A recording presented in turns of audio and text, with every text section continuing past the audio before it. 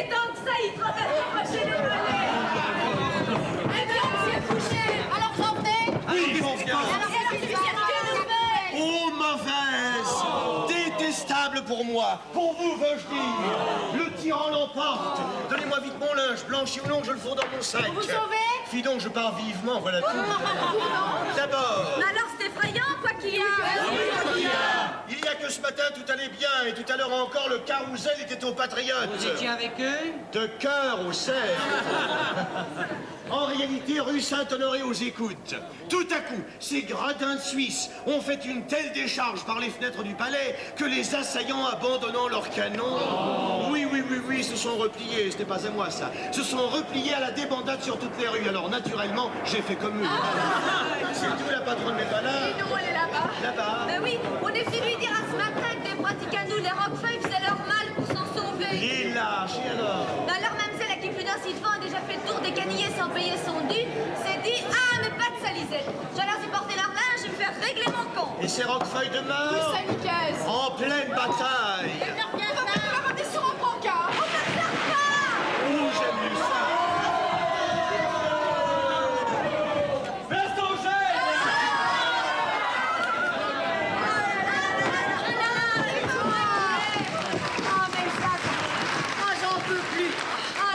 Mais quelle bastrague! Alors, vous en venez? Si j'en viens! Et ça chauffe? Si ça chauffe! Et quoi que vous avez vu? Ah, j'ai rien vu. Mais qu'est-ce qui se passe? J'en sais rien. Moi, j'ai pas eu le temps. Je dévalais la rue Saint-Nicaise au milieu d'une bande de patriotes qui me criaient « Eh, pas parler à la petite mère, gare aux prunes !» Ah, bah, pas de faire fils, moi, j'étais lancé. Alors là, qu'au détour de la rue de Chartres, je tombe sur une bande de Marseillais qui est en train de se partager des cartouches. Alors, dès qu'ils me voient, un grand barbu, tout velu, les bras nus. « Et regarde-moi cette bougresse qui va se faire crever la tomate !» Alors là-dessus, il me cueille du sol et il me barbouille d'un baiser dans le cou. Puis il me passe à un autre, qui me repasse au suivant, et comme ça jusqu'au dernier. Tous me raclant le coup de leur museau. Oh, les gredins! Ah bah, j'ai détalé sans demander mon reste. J'aurais eu plus d'agrément à traverser le carrousel sous les coups de feu qu'à recevoir à bout portant cette fusillade de baisers qui tous empoisonnaient l'ail. Enfin, vous là! Et sauf que vous êtes un peu chiffonné. On le connaît, pas vrai? Tout ça, nous ne savons rien. Si, ça marche. Le char qui arrive du carrousel dit que le peuple est revenu à la charge. Bon, ça. On se bat dans toutes les cours. Le roi s'est ensauvé au manège avec l'Autrichienne. Et les Suisses tirent mollement, faute de munitions. Ah, la bonne heure. Pour le fait de se perforer là-dedans, lui qui a déjà pris la Bastille, qui est toujours au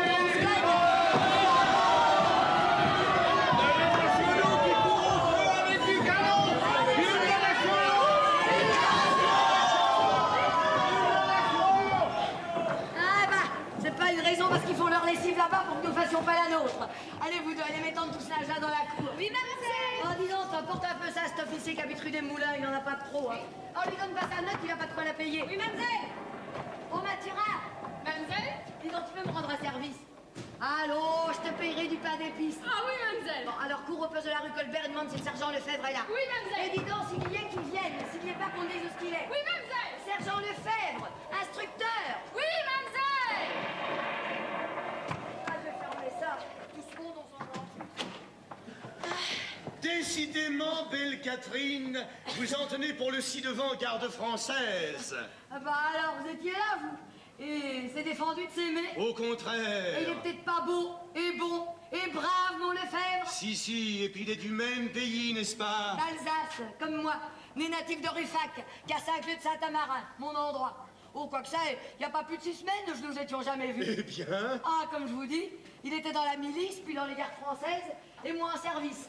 Et puis après, apprenti, c'est même le bligeois, qui est tombé d'une attaque, la pauvre femme. Oh. Même quand mourant, elle m'a laissé cette baraque et toutes ses frusques, et que je me suis retrouvée patronne comme ça, toute go.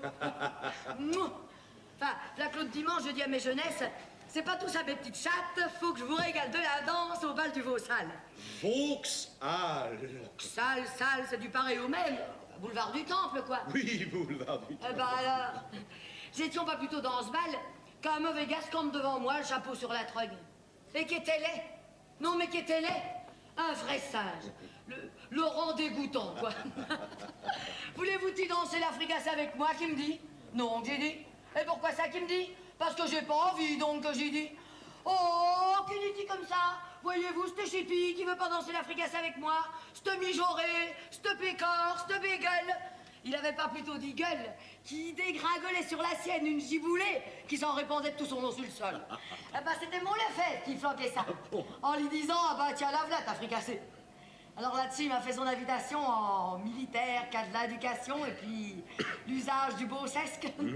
Alors pensez-y si j'ai pris plaisir à secouer le cotillon avec lui. Hein. Ah oui, voilà comment on s'est connus dans le monde. Et pourquoi on le voit soir et matin dans la boutique? Bah, cette malice, il se cache pas de me faire la cour. Eh oui, mais c'est qu'on jase dans le quartier. Bah, c'est ben ça dont je me gosse. Je suis une honnête fille, hein, Lefebvre le sait bien. Et le jour où je lui ai dit « Je t'aime », c'était pas un mot tout neuf et qui avait jamais servi. Alors tout le reste, moi, je m'assois dessus. Alors, à quand la noce? Dès qu'il se pourra, à moins qu'il ne brouille tout, hein. Comment ça? Ah, c'est qu'il est jaloux. Non, mais jaloux, quelquefois, ça me fait peur. Il est comme enragé avec ses idées sur tout le monde. Tiens, il n'y a pas 3 semaines, j'en failli rompre. Ah, à cause de vous. De moi aussi? Oui, faut-il qu'il soit fou, hein. Avec votre face de carême. Eh ben, s'il arrivait qu'il vous trouvait encore là. Mais quoi que vous fichez ici, vous? J'attends Et quoi donc? qu'on prenne les Tuileries. Feriez pas mieux d'aller les prendre avec les autres, non? À quoi bon, puisqu'il s'en charge? Et voilà un homme qui est toujours au palais royal à crier avec les autres. Ah bah le tyran! Vive la liberté! Ah, en avant les patriotes! Et pendant que les patriotes se font crever la peau, lui il est là derrière sur sa chaise. Mais vous avez pas de sang dans les veines, non? Je n'en ai pas plus qu'il n'en faut et je ne vois pas la nécessité d'en risquer une seule goutte. Capot! Que voulez-vous, ma belle amie? Il y a ceux qui font les révolutions Et ceux qui en profitent. les combattants et les organisateurs. Moi, je suis plutôt un organisateur. Bah ça je m'en doute. C'était vrai que vous aviez été quasiment prêtre. Oratorien, à Nantes. Mais dès 89, j'ai changé de métier. Ah bah tiens. Et quoi que vous faites maintenant? Révolutionnaire.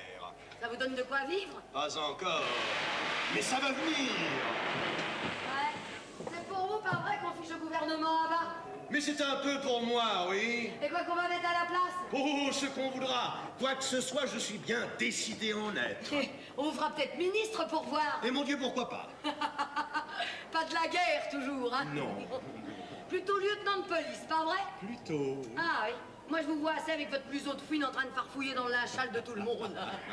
Eh bien, va pour la police. Non, mais c'est qu'ils y croient tout bon, hein? Farceur, va. Vous serez ministre quand je serai duchesse. Je ne me vois pas bien dans ce rôle-là. Ah bah, moi non plus. Qui d'ailleurs va être supprimé, tandis que des ministres, il y en aura toujours. Ah bah, tiens. Quand vous le serez ministre, vous me paierez ma note au moins. Fidon, ma chère, déjà solliciteuse. C'est qu'à ben 3 mois que je vous blanchis pour rien, hein? Et ma reconnaissance. Oh, la belle fichaise. Et pourquoi, belle Catherine, tant de rigueur pour moi et tant de complaisance pour un autre? Qui ça, l'autre? Monsieur jeune officier d'artillerie qui loge rue des Moulins. Oh, oui, le pauvre. Oui, et à qui vous faites reporter son linge par la roussotte en lui recommandant tout bas de ne pas porter la note. Mazette, vous avez l'oreille fine, vous, hein? Eh ben oui, je lui fais crédit à ce garçon. Et tant qu'il voudra encore. Et pourquoi pas à moi? Parce que vous êtes un bon à rien. Lui, c'est un soldat, lui. Un défenseur de la patrie. Oui, joli le héros, parlons-en. Il s'est fait retirer son grade pour avoir manqué une revue de rigueur et il n'est ici que pour tâcher de le ravoir. Vous savez ça, vous? Parfaitement. Bah, je sais pas quelle manigance vous avez, mais il n'y a pas de vieille concierge pour être comme vous, renseigné sur le tiers et le quart. Hein. J'observe. Toujours est-il, ma charmante, que vous en serez pour vos avances avec ce... Comment l'appelez-vous déjà? Pourapuna... Bonaparte. Bonaparte, c'est ça. Timoléon Bonaparte. Ah non, pas Timoléon, Napoléon. Non, Timoléon, Napoléon, ça n'existe pas. Napoléon, je vous dis. Oh, ben, va pour Napoléon, fichu nom. Est-il permis de s'appeler comme ça? Comment veut-il qu'on se rappelle des noms pareils? Bah, c'est corse, il est corse. Oh, ben cela se voit, un vrai sauvage, avec son teint d'olive, son nez de perroquet et son œil fiévreux. Ah bah, il me plaît comme ça, moi. Et maigre. Oh, le pauvre garçon, il mange ses jarlas assis sous la portion. Et encore, pour payer sa note avant-hier, il a dû mettre sa montre en gage chez Fauvelet, à l'hôtel Longueville. Vous savez ça aussi, vous. Si jamais il fait son chemin, celui-là... C'est que ça.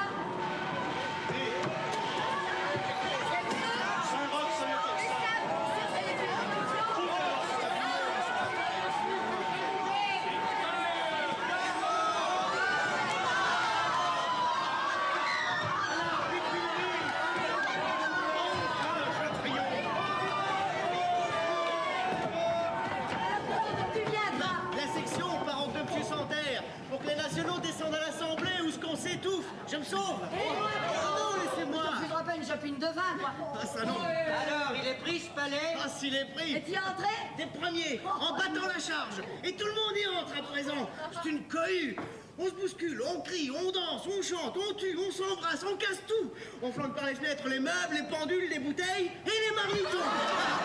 C'est dingue, hein. Et les Suisses? Ceux-là, on les poursuit à coups de feu dans les cours, dans les rues, dans les jardins et sur les toits, sans qu'ils ripostent. Sans gêne, je vous confie ma valise. Ah oui, c'est le moment de vous montrer, il n'y a plus de danger. Ah, te v'là petit Lefebvre. Aux Tuileries. Ah, ça, je m'en doutais, hein. Le sergent, j'ai laissé rue de l'échelle, il faisait la chasse aux habits rouges. Alors, il a rien. Viens, gamin, que je te paye une pomme. Allons, les amis, en route. Qui vient avec moi visiter l'ordre de la tyrannie? Oh, patron! Vous y allez? Eh ben oui, tiens. Ah, je suis si contente que Lefebvre n'a rien que je vous donne congé. Et à moi aussi. Oh, merci, merci. Merci, patron.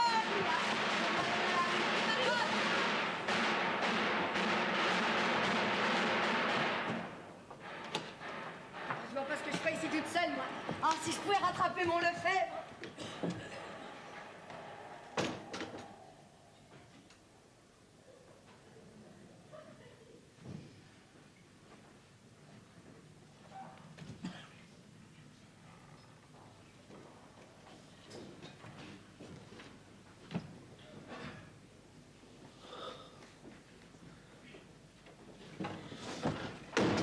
Ah bah, dites donc, mais vous gênez plus, vous? Nom du ciel, ne criez pas ou je suis perdu. Bah, je dirais, bah, si je veux, en vrai, une manière d'entrer chez les gens. Par pitié, taisez-vous. Ils ont perdu ma trace. Je me suis jeté au hasard dans cette cour. Je suis blessé. Blessé? Oh mon Dieu, pauvre garçon. J'ai pu m'échapper des Tuileries. Les Tuileries, bah alors vous êtes Le comte de Neper, autrichien. un royaliste? J'ai fait mon devoir en défendant la reine. L'Autrichienne? Enfin, je peux pas vous en vouloir pour ça, hein, c'est votre pays. Vous êtes blessé. Et un blessé, c'est sacré. Allez, craignez rien, venez ici. Yves. Alors, quelle est cette blessure? C'est grave? Là, aux côtés. Attendez, je vais vous faire un pansement, hein. Vous voyez que j'ai bien fait de me réfugier chez vous. Bah, Écoutez, non, c'est rien, c'est des gens qui passent. Attendez.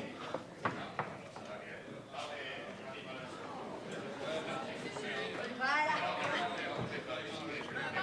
Elle s'arrête. Oui. Catherine. Lefebvre. Ouais, elle est sortie. Oh, je pourrais pas gravir les marches. alors chez moi. Catherine, es-tu là? Oh là là. Cachez que vous pensez tout seul. Vous montrez pas où vous êtes mort. J'arriverai le plus possible. Allons, Lambine. À une minute, quoi. Vous me laissez le temps, hein. J'étais au grenier, moi. Ah là là.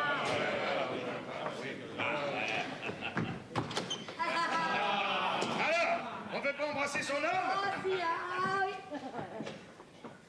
Son homme qui est vainqueur, intact et complet. Ah bah dis donc, j'espère bien. Tenez les amis, voici Catherine Hubcher, mieux connue sous le nom de Madame Sans-Gêne, et d'Alsace, comme moi. Citoyenne? Compliments à tous deux. Et à l'Alsace, hein. Fameux pays pour cette production, hein. D'abord, faut le dire, Primo, qu'on est venu ici par pur hasard. Ah oui? C'était pas pour me voir? Eh non. Côté de France, ce qui nous a amenés ici, c'est la chasse aux habits rouges et autres chiquaires des tyrans. Et entre autres, un bourgeois qui nous a échappé aux alentours, quoi qu'il ait du plomb dans l'air, hein. Et ce commando qui fait une rue de soif, pas vrai? Ah, là du vin. Oh, attendez, j'en ai du meilleur. Ah, c'est gentil, ça. Bah, c'est pas loin pour des patriotes, non? On prend pas tous les jours les Tuileries. Heureusement. Allez, va, bon pain. C'était chaud? Ah, ça, ils nous tiraient partout du toit et des fenêtres du palais, là, tous les coups portés. Ils nous ont fait bien du mal, tout de même. Et hein. encore, les Suisses, ils faisaient leur métier, mais les ci-devant, et les chevaliers du poignard, là, qui nous guettaient en traître, dans tous les coins. Ah oui, les queusards. Bah, dis donc, ça se voit, cette déchirure. Ah, un coup de baïonnette. Il t'est pas blessé, au moins? Où ça, j'ai rien senti. Oh là là, là encore de l'ouvrage pour demain, hein. Et je suis donc fâché qu'il nous a échappé, celui-là, tout à l'heure, qui traînait la quille. Oh, faut pas être rancunier comme ça quand on est vainqueur. Ah, tout de même, si je le rattrape. Oh, quel enragé. Croiriez-vous que cet homme-là a dû être prêtre? À la nation. À la nation. À la nation. J'ai eu l'idée d'une maison, oncle, qui était dans la prêtrise, mais j'ai pas mordu à ça. Hein. Je suis venu à Paris m'engager dans les gardes françaises, avec ma bon train. Et j'ai eu raison. Et encore plus raison d'aller danser quelquefois au Vauxhall, où j'ai rencontré la Catherine que voilà. C'est là. C'est là, le premier dimanche de juillet dernier. Même que j'avais du mal pour la tenir, vu que je m'étais fait tatouer sur le bras droit un bonnet phrygien. Et en dessous, mort au tyran. Oh, bah, c'est bien peint. Ah oui, mais le bras me cuisait. Hein. Alors, à tout le temps de là, on est allé danser à la râpée. Ah bah, cette fois-là, c'était l'autre bras qui faisait mal. Celui-là, Où ce qu'il y a un cœur percé d'une flèche et au-dessous, sans chair. pour la vie. Eh ben, voilà qui est délicat. Moi, c'est deux pigeons qui se tiennent le bec dans une guirlande de roses. Ah oui et non. Il y en a pas, c'est moins assujettissant. Et quoi que vous attendez pour vous conjoindre? Moi, j'attends qu'il soit plus jaloux. Oh, c'est fini, cette maladie-là. Ah bah oui, ça, à la première occasion, il me fera encore une scène. Hein. Mais non, c'est fini, je te dis. Allez, les amoureux, restez jabotés comme ça. Faut qu'on aille un peu voir à l'Assemblée. Tu viens avec nous? Bah, quoi que j'y ferais? Ah, dis donc, ce que j'ai les mains sales. Bah, c'est de la poudre, il a pas de honte à ça. Tout de même, pour aller à l'Assemblée. Ah bah justement. Ah, voilà ce qu'il me faut, tiens. Et dis donc pas dans mon bleu. Alors hein. là. Mon ami donc. Bon, ben dans ta chambre. Ah non. Tiens, viens plutôt dans la cour à la pompe. Viens, fais du savon, viens, je te dis. Tiens, c'est fermé. Pourquoi que c'est fermé? Parce que j'allais sortir. Ah, J'avais une c'est- serviette, viens.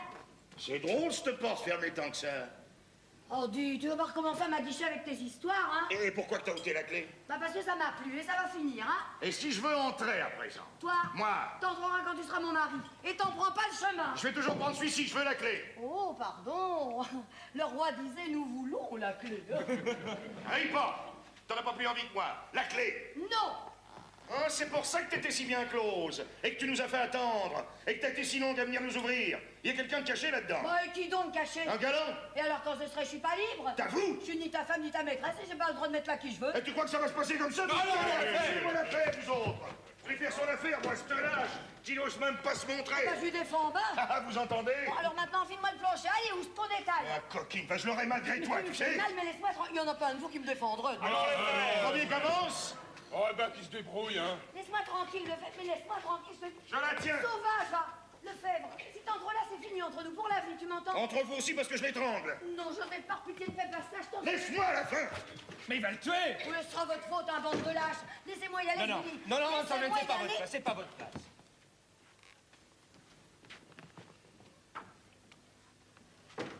Eh bien, Quoi qu'il y a? ben, il y a... Il y a qu'on n'a pas idée de ce fiche du monde comme ça. Il y a qu'il y a personne. Personne. Pas un chat. Eh ben, c'est une leçon qu'elle te donne. Oh, bah, j'y étais bien pris, moi. Mais nous tous? Eh ben, mon vieux, tu as fait une belle affaire, hein. Oh, bah, tâche de raccommoder ça. Hein. Ouais, je vais essayer, allez, laissez-nous.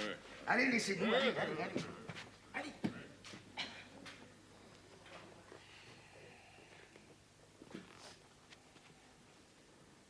Pourquoi tu m'as pas dit qu'il y avait un mort? Un mort? Il est mort? Mais, T'es sûr? sûr, avec une balle dans le flanc. Mon Dieu, pauvre garçon, pourvu que ça nous porte pas malheur. Je pouvais pas le laisser dehors, il tenait plus debout. Qu'est-ce qu'on va faire de lui maintenant? Il n'y a plus qu'à le ramener chez lui. Bah, si je savais seulement où qu'il meurt. Moi, il m'a dit qu'il était le comte de Nepper, mais je sais rien de plus. Tu le connais pas? Bah, comment que je le connaîtrais? Pourquoi te cachais-tu alors? Il est arrivé comme fermer la boutique. Et puis, il tenait plus sur ses jambes. Vous arriviez comme une bande de furieux. Je me suis dit, s'ils le trouvent là, ils vont l'achever. Puis alors... Mais enfin, quoi que t'as, me regarder comme ça, toi? Je regarde si tu mens. Si tu connaissais pas cet homme. Moi? Bah, après tout, ce blessé qui se réfugie chez toi peut bien être ton amant. Un Autrichien? Tu t'entendais? En présent qu'il est mort. Hein. Bah, c'est que... C'est qu'il l'est pas. Quoi? Oh, oh, oh. Tu disais ça pour ça? Pour être sûr. Et c'est fait. Tiens, soigne-le. Et à la nuit tombée, je viendrai le faire évader. Oh, mon Joseph. Ah, que t'es un brave cœur, toi. Ah, que je t'aime bien. Tu ne m'en veux plus? T'en vouloir? Dis plutôt que je te veux. Ah, bah, bravo. Allez, bonheur, la paix est faite. Et si bien fait que je vais commander les bons, pas vrai? Ah oui, ça, oui. Attention, les nationaux qui descendent de la section du manège. N'éboutis.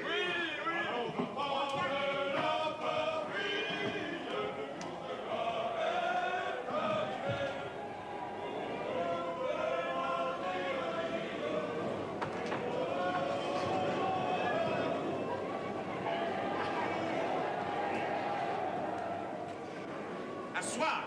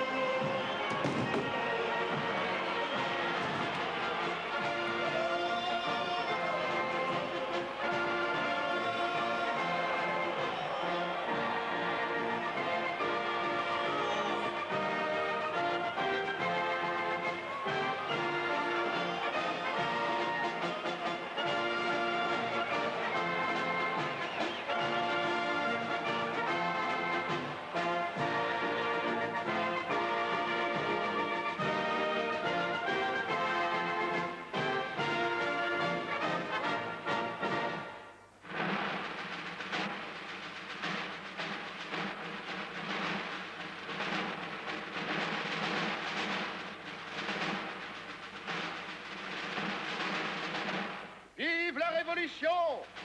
Vive la République! Vive le Directoire! Vive le 18 Brumaire! Vive Bonaparte! Vive le premier consul! Vive Napoléon! Vive Joséphine! Maragot! Austerlitz! Iéna! Wagram! Vive Marie-Louise! Vive l'empereur!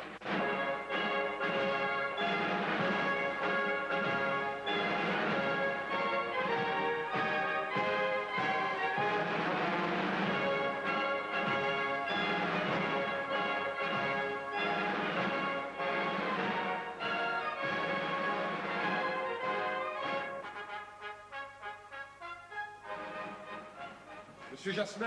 Qu'est-ce que c'est? Monsieur Despréaux. Madame la duchesse de Danzig est chez elle, n'est-ce pas? Oui, monsieur. Prévenez, madame la duchesse.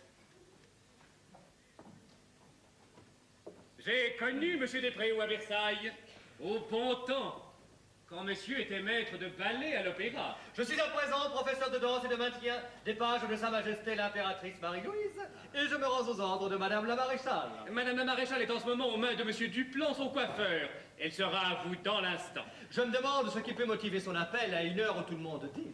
Voici. Le général ordinaire, qui commande le palais de Compiègne, a été pris subitement d'une attaque de goutte. Oh. Ce qui est bien maladroit. À la veille du jour où l'on se prépare à fêter l'arrivée du grand-duc de Würzburg. Chasses à cour, dîners à grands couverts, ballets, comédies, opéras. L'empereur a désigné d'urgence pour le remplacer monsieur le maréchal Lefebvre, qui venait précisément d'arriver au palais avec la maréchale. Mais comme il y avait ce soir réception chez le général ordinaire, Sa Majesté a décidé qu'elle aurait lieu chez le maréchal. Vous voyez le branle-bas? Oh!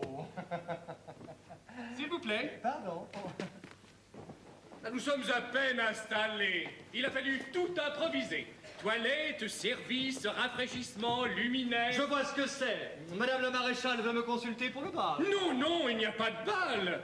Une simple réception avant le cercle de l'impératrice. Et c'est heureux. Car, entre nous, en fait de danse, Madame la Maréchale n'a qu'à pratiquer que la Monaco, la boulangère et la fricassée. Quant au maintien, oh là là, Je le connais. Ah, et le langage donc. Il fait la joie de toutes ces dames. N'était-elle pas en boutique avant la Révolution? Rue Sainte-Anne. Puis cantinière ou vivandière à l'armée du Rhin, où elle a suivi son mari, le sergent Lefebvre. Depuis général, non?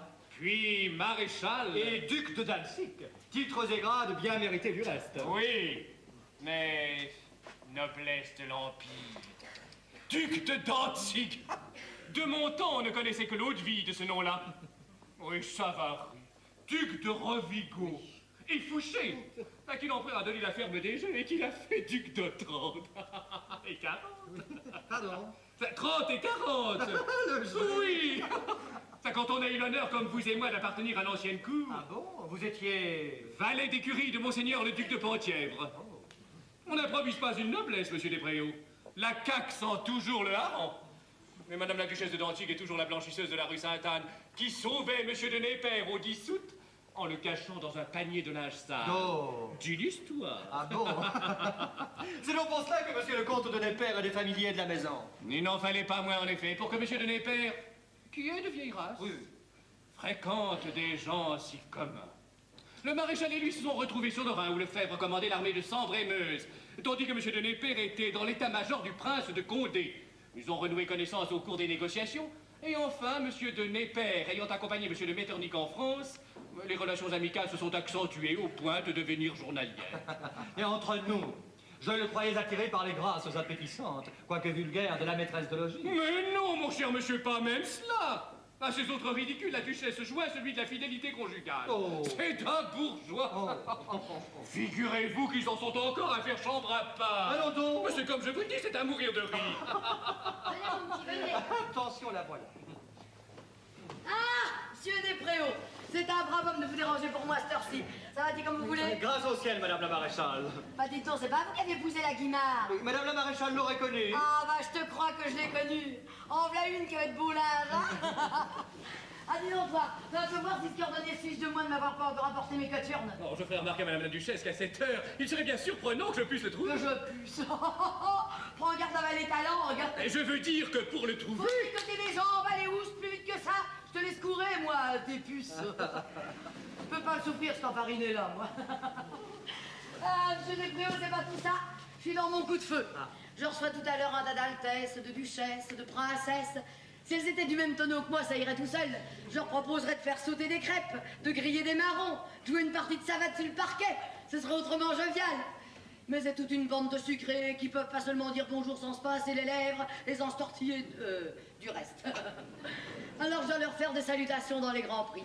Pour l'heure que je m'ai dit, Despréaux va m'apprendre ça, vu que c'est de sa partie, lui, toutes ces singeries-là. Très volontiers, madame la duchesse. Singerie. Madame la duchesse, Bah, qui a? C'est monsieur le roi costumier de l'impératrice et monsieur Kopp. Ah, le cordonnier. Bon, bah, qu'ils entrent. Et l'autre andouille qui court après. C'est ça, assez de torticolis, hein. Alors, les blancs en face, c'est coturnes. Oui, madame la maréchale. Et c'est Amazon pour demain. La voici, madame la maréchale. Bon, bah alors ça va. Madame la maréchale désire-t-elle que nous passions dans son cabinet de toilette? Bah, pourquoi on n'est pas bien ici? Mon Dieu. Oh non, il est plein de paquets, ce cabinet. Puis je serais plus à l'aise ici pour les grimaces que monsieur Despréaux voudrait m'apprendre. Ah, grimace. Ah bah, tu assez fait droguer, toi, avec cette chaussure, hein. Oh, madame la duchesse m'excusera. Nous sommes débordés avec ces fêtes en l'honneur du grand-duc de Würzburg. Toutes ces dames veulent être servies à la fois. Ainsi, madame la duchesse d'Otrante... Fouché à Compiègne? Mais à la grande surprise des personnes qu'il croyaient en disgrâce, depuis que l'empereur lui a retiré le ministère de la police, vous le confiez à monsieur le duc de Rovigo. Ah bah, s'il le connaissait comme moi, Fouché, ça inquiéterait pas pour lui, hein. En voilà un qui retombera toujours sur ses pattes. Dis donc, toi, te v'là déjà au mollet, tu comptes pas grimper plus haut, non? Voilà qui est fait, madame la duchesse. Ah, pourvu qu'ils fassent pas comme les derniers, que je les avais pas plutôt mis, qu'ils ont crevé de rire. À la couture. C'est que madame la duchesse aura marché avec. Bah, cette malice, faut que j'aille la tête en bas, comme un oignon. Je veux dire que madame la duchesse aura posé le pied sur le sol au lieu de glisser sur le tapis, comme une déesse. Que je suis, pas vrai? Oui, madame la duchesse. C'est ça. Dites, est-ce que je peux essayer l'Amazon avec ça? Bien sûr, madame la maréchale. Bon, ah bah alors je les garde. Tu peux filer, toi.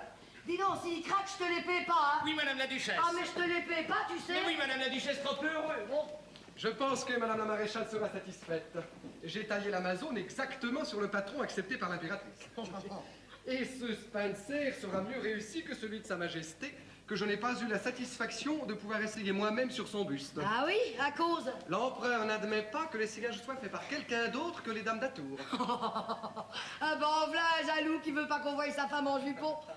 Mais il est si féru d'elle, hein. Voilà. Parfait. La chute est harmonieuse, les lignes sont nobles. C'est pour se coiffer, ce tourte-là. Comme ceci, madame la maréchale. Voilà. Ce n'est on ne peut plus gracieux. Oh là. Ah, ce qui est bien gênant, c'est cette gredine de queue. Mais cependant, madame la maréchale, pour monter à cheval, il n'y a rien Oh, bah, j'y ai assez monté à cheval. Et à poil encore. J'avais pas besoin de tout ce balayage-là, moi. Monsieur le marchand d'entrechat, c'est le moment d'essayer la révérence. À vos ordres, madame la maréchale. Oui, voyons. D'abord le salut. Oui, ah.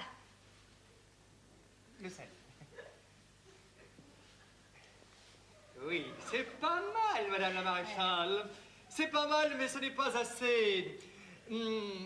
pas assez moelleux, n'est-ce pas? Pas assez onctueux. Regardez-moi, je vous prie. Je fléchis doucement, vous voyez? Comme ceci. Portant gracieusement sur ma jambe gauche le poids de mon arrière-train, n'est-ce pas? Et puis... je plonge, vous voyez? En souplesse. Plongez, madame la maréchale. Je vous en prie. Vous fléchissez. Doucement. Vous... et vous plongez, c'est très bien.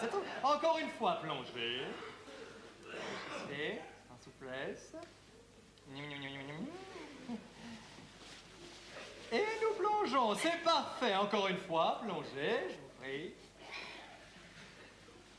Voilà. C'est très... Oh mon Dieu. Oh, avec tous vos plongeons, je vais en faire un sur le dos. Mais non, madame la duchesse, c'est très bien. Oh, puis c'est pas tout ça qui me chiffonne. C'est cette gredine de robe de cour où ce que je vais m'emberlificoter les jambes. Mais si madame la maréchale veut essayer avec la traîne de l'Amazone, c'est tout comme, n'est-ce pas? Il suffit d'un petit coup de jarret. Si simple. Voyez-moi, je vous prie. Je pars comme ceci. Vous voyez le buste droit, du gauche. 1, 2, 3, hop, et je plonge. Vous voyez, c'est très simple, je recommence encore une fois. Je vous montre, vous voyez le buste droit, du gauche. 1, 2, 3, hop, et je plonge. C'est d'un naturel. Bah, cette malice sans jupe. Alors, daignez me donner la main, je vous prie. Voilà. Et faire au signal le même geste que moi. Attention, nous partons ensemble, le buste droit, du gauche, nous sommes prêtes. 1, 2, 3, hop, et nous plongeons. C'est très bien, encore une petite fois. Attention, nous partons, buste droit, du gauche. Ah, attention. Ah, madame la maréchale se prend dans sa traîne. Attention, du gauche. Ah non, ça c'est le droit. Oh, c'est vrai. Attention, le gauche. 1, 2, 3. Pas d'hésitation. Hop. Et nous plongeons. Mais c'est très bien, madame la maréchale. Madame la maréchale toute seule maintenant. Ah si, allons, il le faut. Attention. Voilà, nous sommes prêts. Du gauche. Attention, le buste droit. Du gauche. 1, 2, 3, hop, et nous plongeons. C'est très bien. Alors, encore une petite fois, je vous prie, pour le plaisir, attention, buste droit, du gauche, 1, 2, 3, hop, et nous plongeons. Mais c'est parfait, madame la maréchale, parfait, vraiment. On croirait que vous n'avez fait que cela toute votre vie. Non, mais c'est vrai. J'ai pas l'air trop dinde. Oh. Faudrait me le dire, hein. Mais j'en appelle à monsieur le roi et à toutes ces dames. Non. Alors enlevez-moi tout ça. Madame la maréchale n'a plus d'autres conseils à me demander. Non, merci, monsieur Despréaux. Ah bah, le bonjour à votre femme. Oh, madame la maréchale me comble. Monsieur Despréaux. Madame la maréchale. Madame la maréchale n'a pas d'observation sur sa toilette de gala. Non, mais c'est bigrement nu tout de même, cette mode-là. Hein. Madame la maréchale, il n'y a rien de tel que l'antique pour les femmes. Qui ne le sont pas. C'est ça, bonjour, monsieur Laurent. Ah, madame maréchale, portez tout ça chez moi. Dis donc, figure-toi que ce pauvre le roi ne peut pas essayer l'Amazone. Attends, tu vas rire. Ça m'étonnerait. Ah bah, qu'est-ce que t'as, toi? Bah, t'en fais une tête. D'où que tu sors? Je viens de dîner avec l'empereur, seul avec lui dans son cabinet. C'est pour ça que tu fais cette tête de déterré? D'abord, il a une façon de manger, cet homme-là, on n'a pas idée. Il voit tout ce qu'il prend sur la table, au hasard, comme ça lui vient. Des confitures après le potage, de la crème au chocolat dans les merlans frits et du fromage dans les lentilles. Et tout ça en 10 minutes, et blanc, et allez donc. Je me suis brûlé avec la soupe, étranglé avec une arête et je crève de faim. Voilà mon repas. Et tu trouves ça drôle? Ah bah oui. Tu trouveras le reste moins plaisant. Car ce n'est pas pour me régaler que l'empereur m'invite à sa table. C'est pour me parler de toi. Moi? Tout le temps. Ah bah c'est bas de l'honneur, et à cause? À cause de tes manières, qu'il ne trouve pas à son goût. Quelle manière? Mais celle-ci parbleu. Je rentre ici et je te trouve en camisole devant les fournisseurs. C'est une tenue, ça. Bah j'essayais. Épaules nues, bras nus. Ouh, j'en montrerai pas plus quand je serai habillée. Ah ben, c'est pas du tout choquant devant le monde. Voilà des gens qui sortent d'ici en se moquant de toi. Oh, c'est pas ça dont je me balaye. Eh ben, moi pas. Nous avons une situation. Un décorum. Oui, un décorum, comme dit l'empereur, regardez. Et ton langage. Es-tu duchesse, oui ou non? Tu ne peux pas prendre le langage de la cour, tonnerre de Dieu. Après toi, s'il en reste. Oh. Je suis un soldat, moi. Et un soldat qui ne jure pas n'est pas un soldat. C'est avec ça que l'empereur s'en privait tout à l'heure. Il donnait des grands coups de pied dans les tisons. Enfin, quoi qu'il t'a dit? Il m'a dit, votre femme est trop mal embouchée. Ça ne peut pas durer. C'est un vrai scandale, on en fait des gorges chaudes. Voilà ce que c'est de se marier sergent quand on a le bâton de maréchal dans sa giberne. Heureusement, Le remède est là. Le divorce. Et bien entendu que nous ferons, Madame Lefebvre, une situation parfaite. Elle conservera votre terre de Combeau avec une dotation magnifique. Allez la trouver et que tout soit fini dans 15 jours. T'as dit ça comme ça? Ouais, comme on aurait dit à cheval et en route. Et toi? Toi que t'as répondu? Et toi? Moi? Oui, si t'avais parlé de ce divorce-là, le château, la dotation, etc., qu'est-ce que tu lui aurais dit?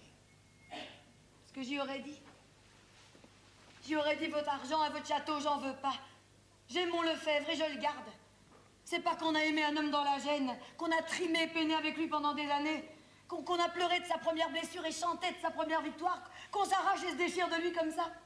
Ça nous a rivés l'un à l'autre, ce passé-là. Ça nous a fait un même cœur, un même sang, une même chair. Vous la couperiez en deux, que les morceaux se recolleraient d'eux-mêmes. Voilà ce que j'y aurais dit à l'empereur. Est-ce que t'aurais dû lui répondre, si t'avais seulement un peu de cœur?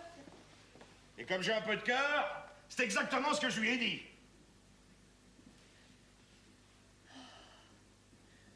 Non, méchant homme qui fait peur à sa Catherine.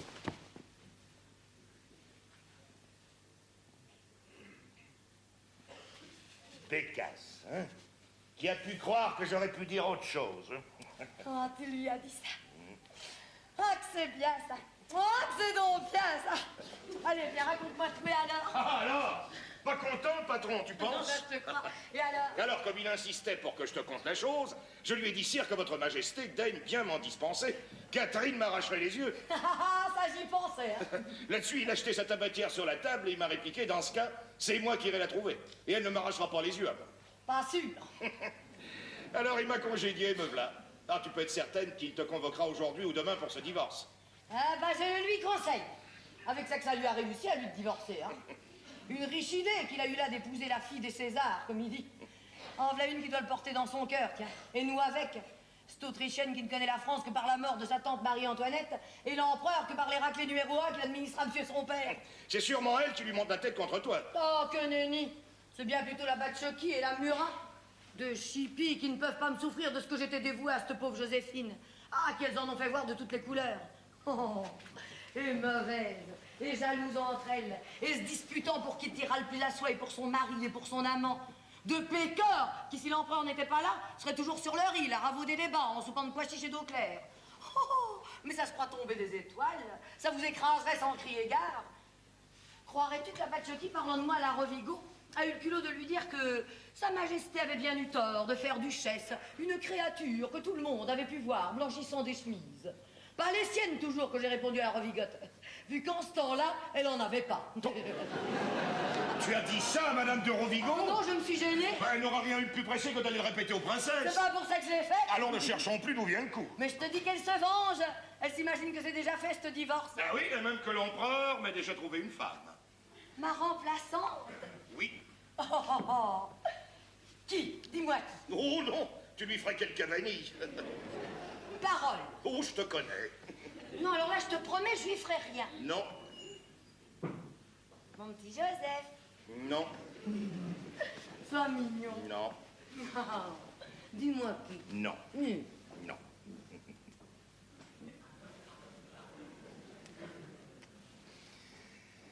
Devine. Je la connais? Depuis que tu es ici.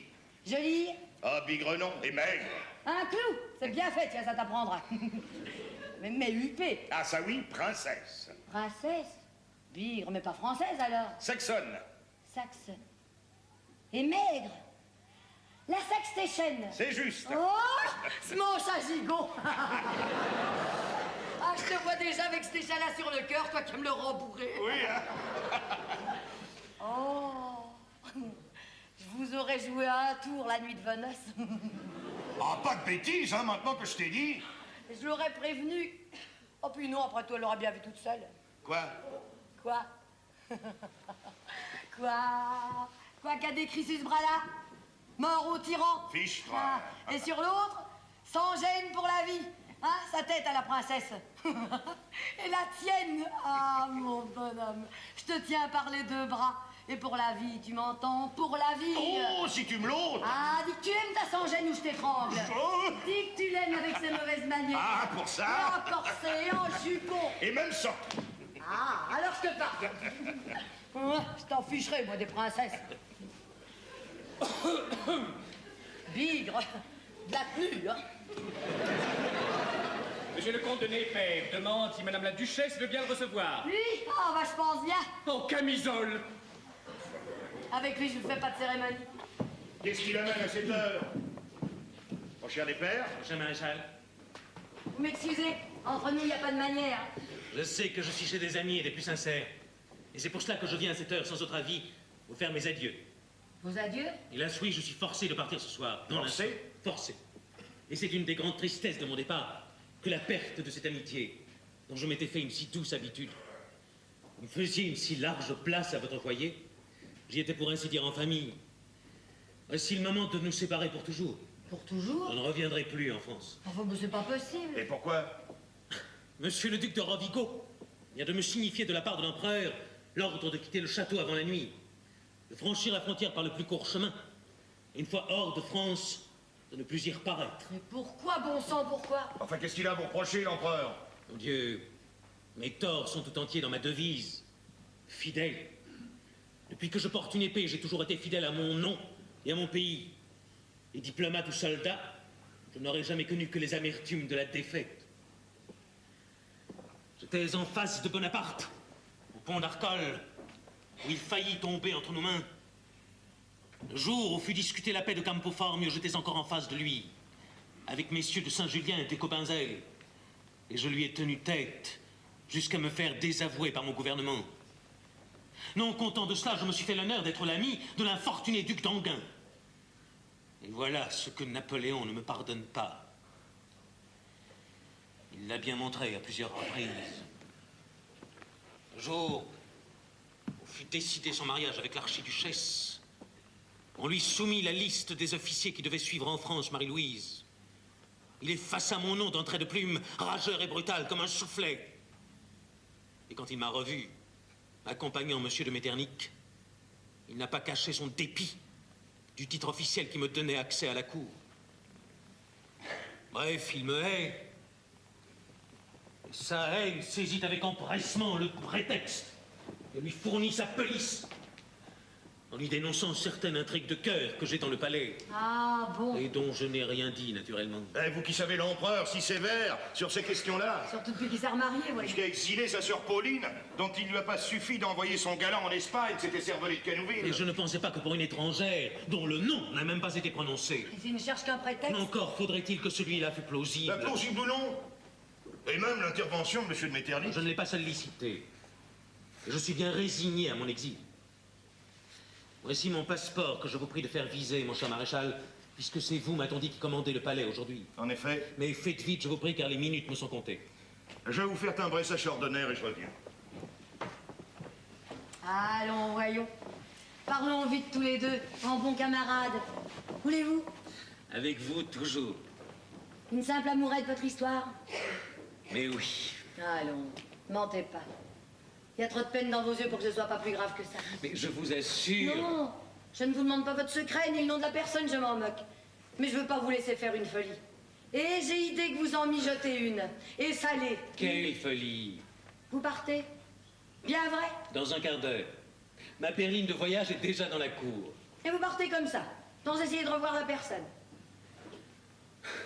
Allons. Je suis une vieille amie, moi.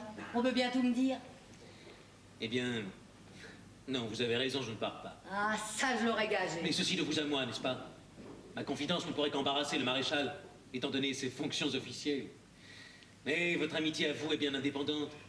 Et ce serait lui faire injure que de ne pas répondre franchement à la question qu'elle me pose. À la bonne heure, donc. Il ne s'agit pas, vous l'avez deviné, d'une liaison frivole où le cœur n'a rien à voir, mais du triste roman de toute ma vie. Celle dont on me sépare aujourd'hui pour la seconde fois, je l'ai connue tout enfant, et je ne me souviens pas de l'avoir connue sans l'avoir aimée. Nos familles, dont l'une dominait l'autre de beaucoup, étaient unies par de mutuels services, par des relations d'affection, de dévouement, de protection, de reconnaissance, qui nous ont bercés de l'espoir que nous étions destinés l'un à l'autre. Jusqu'au jour où ce beau rêve a été bien cruellement déchu. Par son mariage avec un autre, Oui, qu'elle a suivi en France. en France, oui. Madame de Metternich. Non, quelle idée. Madame d'Esterhazy. Oh, de Rodoesca. Vous qui ne vouliez rien savoir.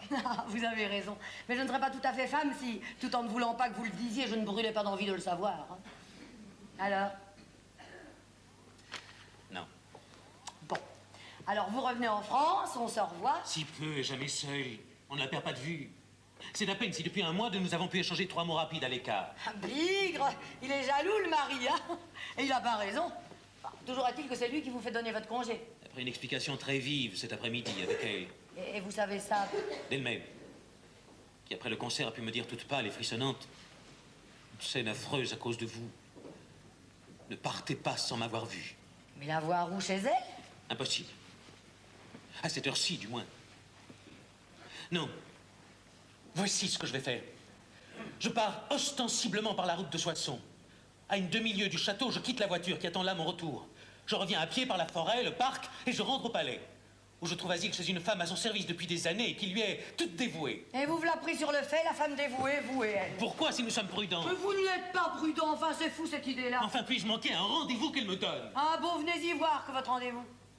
Et puis d'abord, il n'y en a pas de rendez-vous. Il n'y en a pas. Elle vous a pas dit de venir vous promener la nuit dans les corridors. Elle savait que vous partiez, voilà tout, mais elle pouvait penser que c'était demain, que vous auriez encore l'occasion de vous parler en plein jour, sans danger.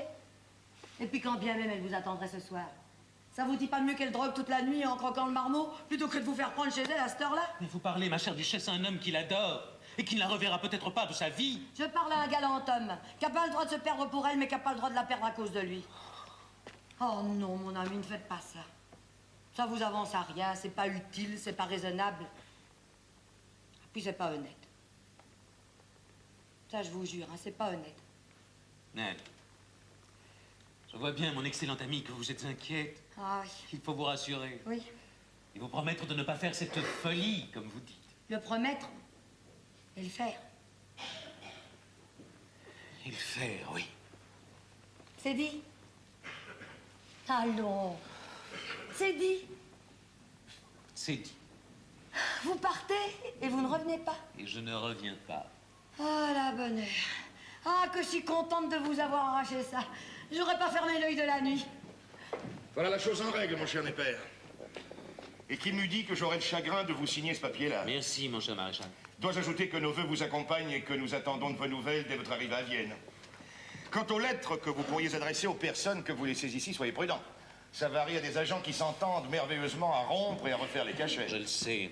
Monsieur le duc d'Otrante. Fouché Motus devant lui. Mon cher duc. Mon cher maréchal, Vous m'excusez? duchesse, c'est moi qui m'excuse de venir à l'improviste. Tiens, monsieur Népère, je vous croyais parti. Ah, vous savez? Oh, tout, par habitude. Mais je n'en dis rien, ce qui me distingue de mon successeur qui ne sait rien, mais qui dit tout. Allons. Adieu, mes excellents amis. Vous permettez. Ah, moi je crois bien. Non pas adieu. Au revoir. Qui sait où et quand nous nous reverrons? Monsieur le duc. Bon voyage, monsieur le comte, et prompt retour. Pauvre Népère qui nous aimait tant.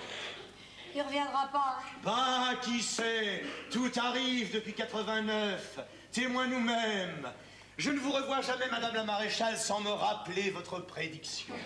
Vous serez ministre quand je serai duchesse. Vous êtes duchesse et je ne suis plus ministre. Mais je le redeviendrai, je ne suis même ici que pour cela. Allons, madame, hâtez-vous et cette toilette. Et je vous annonce leurs altesses impériales. Vous entendez, madame? Ah, celle-là, j'ai bien le cœur à leur faire risette. Hein. Allons, madame, hâtez-vous. Ah, ouais. En voilà encore une chaîne de corvée. Hein. Le mot est brutal, mais il est juste.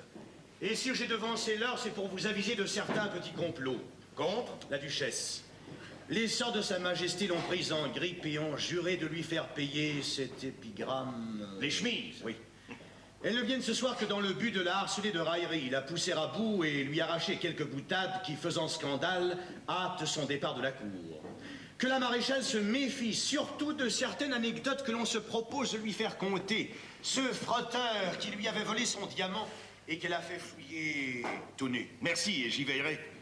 Mais vous croyez que chez moi, dans mon salon, elles osent? Elles oseront tout sur de ne pas être désavouées par l'empereur qui ne vise que votre divorce. Dont il m'a assez entretenu.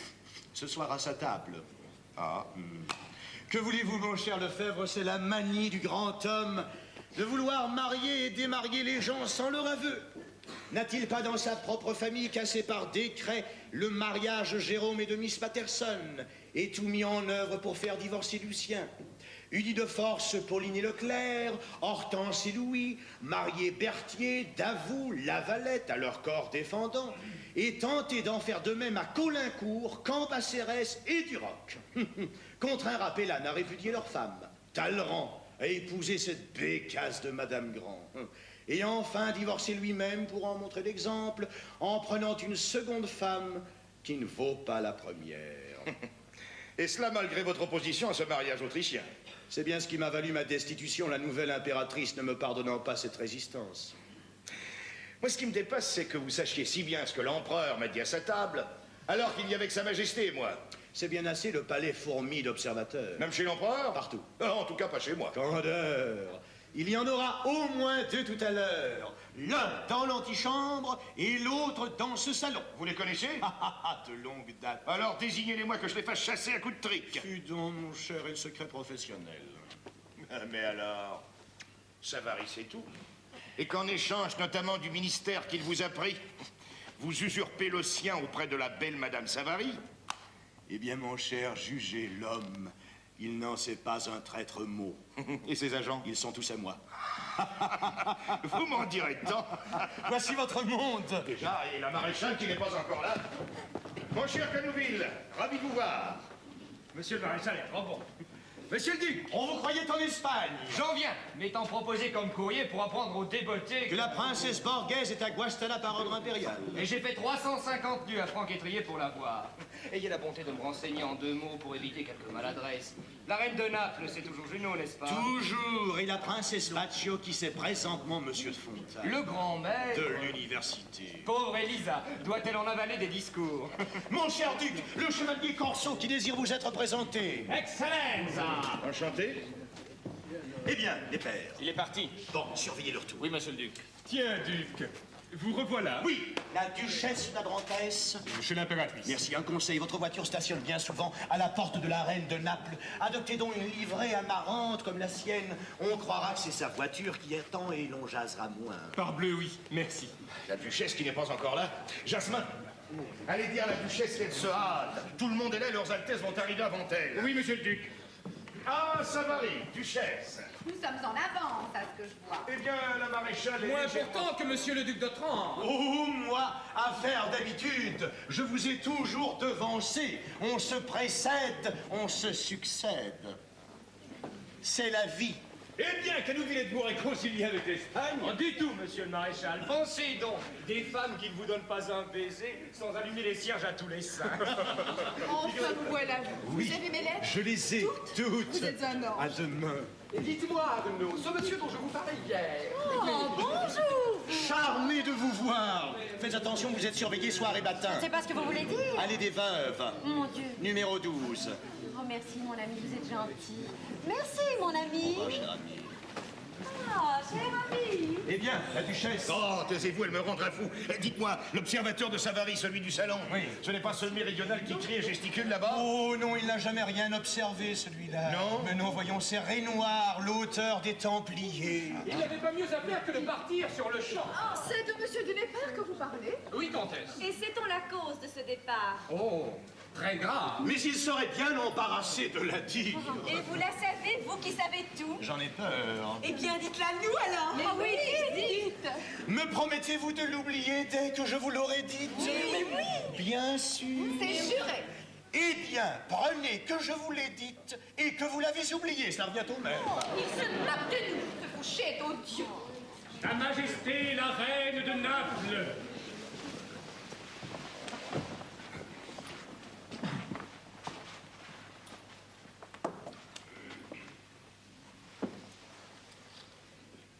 Son Altesse Altesse impériale, la princesse de Lucques et de Piombino.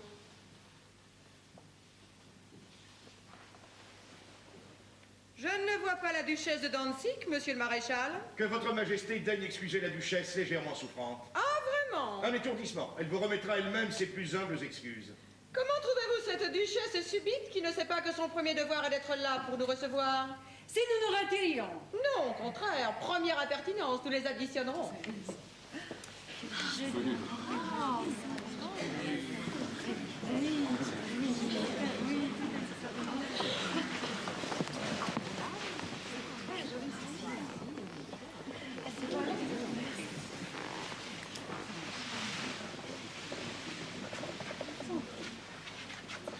Ah, Crétier, tu serais arrivé 3 minutes plus tôt. On ne m'en parle pas, ma fichue robe qui s'était décousue dans le dos. Excuse-toi et pèse tous tes mots. Ah, pardi, les drogues, elles ne sont là que pour m'attraper. Majesté, Madame la maréchale. Vous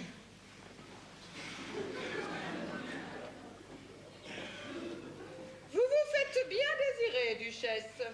Je prie Sa Majesté, Son Altesse impériale et toute la compagnie de vouloir bien m'excuser rapport au retard. Mais le temps de me mettre sur mon 31. Ah, ça on peut le dire, hein, je me faisais un sang de canard. Ah, vous voilà tous les bras ballants. À quoi pense le maréchal de ne pas offrir à ces dames de quoi se rafraîchir? Et puis vert. Et une tournée sur le comptoir. Princesse Sainte, elle est surprenante. Mais si bonne, si brave et si digne femme. Quoi qu'elles ont à ricaner derrière leur jalousie. Mon corsage a craqué. Non, non. J'ai dit quelques bêtises. Aucune. Ah, moi je sens qu'elle me guette, il en faut pas plus pour que je barbote. Ne me perdez pas de vue. Et si je prise, casse-cou. Ah, c'est ça, merci. Pauvre femme, elle en est touchante. Votre Majesté prendra bien un peu de thé? Non, merci. Et Son Altesse? Merci. Ah, bah c'est bien comme moi, alors. C'est eau chaude. Alors quelque chose de plus relevé. Du vin rouge à la cannelle. N'insiste pas. Bah quoi, faut bien leur montrer qu'on a de l'usage. N'insiste pas, je te dis. Canouville, te v'là leur tour, toi. Elle le tutoie. Et ma première visite est pour vous, Madame la Maréchale. Oh, bah c'est ça qui est gentil. À la tienne. Et elle craint. C'est complet. Si l'on pouvait lui faire conter l'histoire du frotteur. Oh oui. Essayons. Duchesse. Majesté. Dans quoi que je marche. Mais regardez-la. Excusez-moi, Votre Majesté, c'est cette gredine de queue. Tant que je me déroule, hein. Il se moque de moi. Mais non. Avec ça, me voilà, Votre Majesté. Je désirais voir de plus près ce diamant qui jette un feu. Voyez donc, mesdames, voyez quel éclat. C'est un cadeau de le faire. Oh, serait celui qui vous avait été volé. Oh là là. Par un frotteur. Alors figurez-vous qu'il m'a fallu lui faire enlever sa veste. Mais c'est pas à dire en société. Quel dommage. Elle était lancée. J'ai eu moins chaud à Dancy qu'en entrant le premier par la brèche. Votre Majesté veut-elle goûter à ces petites lichettes? Non, merci. Les lichettes ne me disent rien. Et Son Altesse? Néanmoins. Ne trouvez-vous pas, mesdames, que la maréchale a des façons de s'exprimer très originales? Ainsi, lichette est d'une saveur très piquante. Cela fait image. Quand je vous dis qu'elle se moque de moi, faut pas qu'elle masticote ou je griffe. Hein. Ces messieurs de l'Académie devraient bien noter au vol ces locutions naïves empruntées au vocabulaire du bas peuple. Excellente idée. T'entends ça? Tu calmes. Et qui ne sont guère en usage que chez les harengères ou ces demoiselles du palais royal. Ça sent la poudre. Duchesse! Majesté? N'est-ce pas justement dans ce quartier-là, oh, un beau trait, mesdames, que vous ignorez peut-être, que le 10 août, vous avez sauvé Monsieur de Neper en le cachant la nuit dans votre lit? Non, bouge pas, ça me regarde. Votre Majesté veut dire que j'ai recueilli blessé, en plein jour, et dans ma chambre. L'hospitalité du lit, je laisse ça de plus grandes dames que moi, qui n'y reçoivent que des gens bien portants. Trop tard.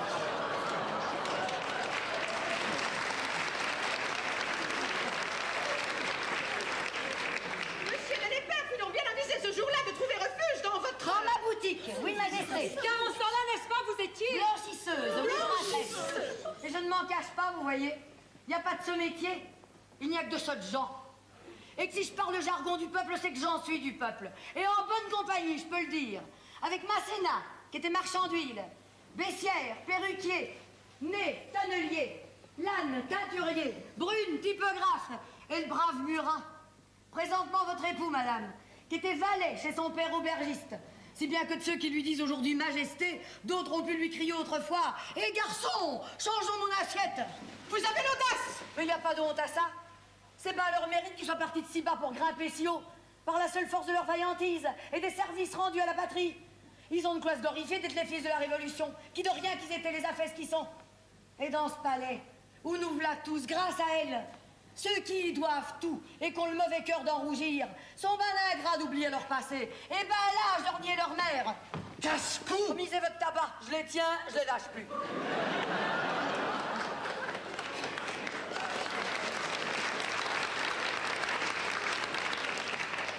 Sans oublier son passé, il faudrait du moins en oublier les allures et ne pas être duchesse avec un langage de poissarde et maréchal de France avec des façons de vivandière. J'ai été aussi, sauf votre respect. Oh, l'éducation de la boutique s'est complétée par celle du corps de garde. De la cantine, où l'on trinque avec les troupiers. Et du bivouac, où l'on couche au milieu d'eux sur la paille.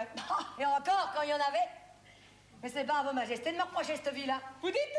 Je dis, et bah oh, que j'ai dormi sur la dure avec tous ces troupiers-là.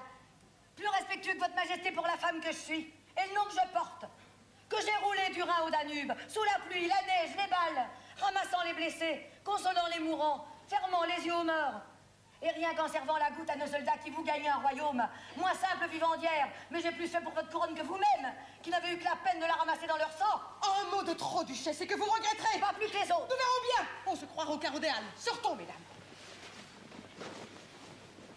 Bravo, maréchal. Bien, magnifique. Viens ici que je t'embrasse.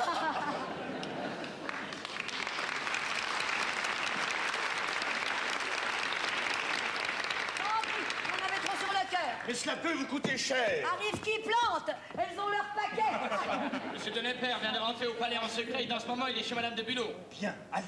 Monsieur de Brigode, chambellan de Sa Majesté. Ah, nous y voilà. Monsieur le maréchal, au nom de l'empereur, j'invite Madame la duchesse de Dantzig à bien vouloir se rendre sur le champ chez Sa Majesté. Bon, ah bah le temps de prendre une pelisse et j'y vais. Hein.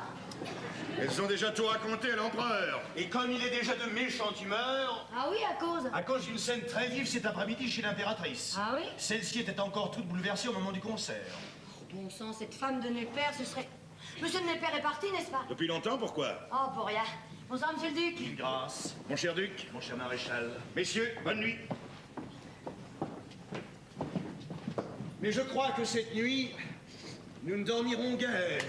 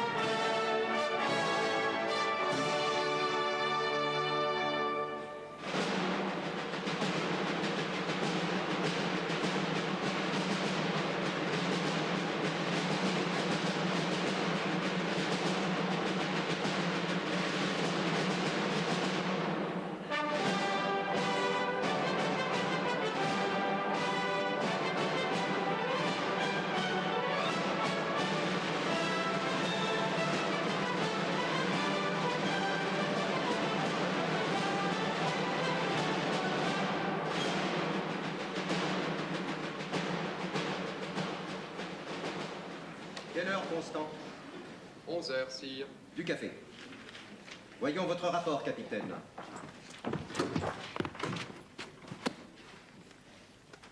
Les officiers qui sont de service avec vous cette nuit. Sire, messieurs Mortemart et Lauriston. Ah, Rovigo. Eh bien, monsieur Denepère est parti? Je puis garantir à votre majesté que monsieur Denepère, qui est déjà loin de Compiègne, sera demain hors de France. Bien. Attendez. Pourquoi n'ai-je pas ici le dernier numéro du Times et de la Gazette de l'Aide? Des pamphlets, sire, d'indignes pamphlets. Pamphlets ou non, je vous ai dit une fois pour toutes que je voulais tout lire. Où sont ces journaux? Les voilà, sire. Les articles calomnieux sont marqués au crayon rouge. Ah, monsieur de Brigode, vous avez prévenu la duchesse de Dantzig? Oui, sire. Parlez ainsi de mes sœurs. Le drôle. Les ordres ont été donnés pour la chasse de demain. Oui, sire. J'entends être de retour au palais à midi. Alors, sire, il faut partir à 8 heures au plus tard. Nous partirons, écoute ceci, Roustan, à 7h30. Ces dames en seront quittes pour se lever de bonne heure. Aussi bien l'impératrice est très matinale. Constant. Sire. Il y a là dans l'antichambre, avec ces messieurs, un brigadier des écuries. Oui, sire. Vous le préviendrez en passant. La réception de l'impératrice n'a pas pris fin? Elle s'achève, sire. Ces dames prennent congé. Je vais les avertir et dire bonsoir à l'impératrice. L'empereur.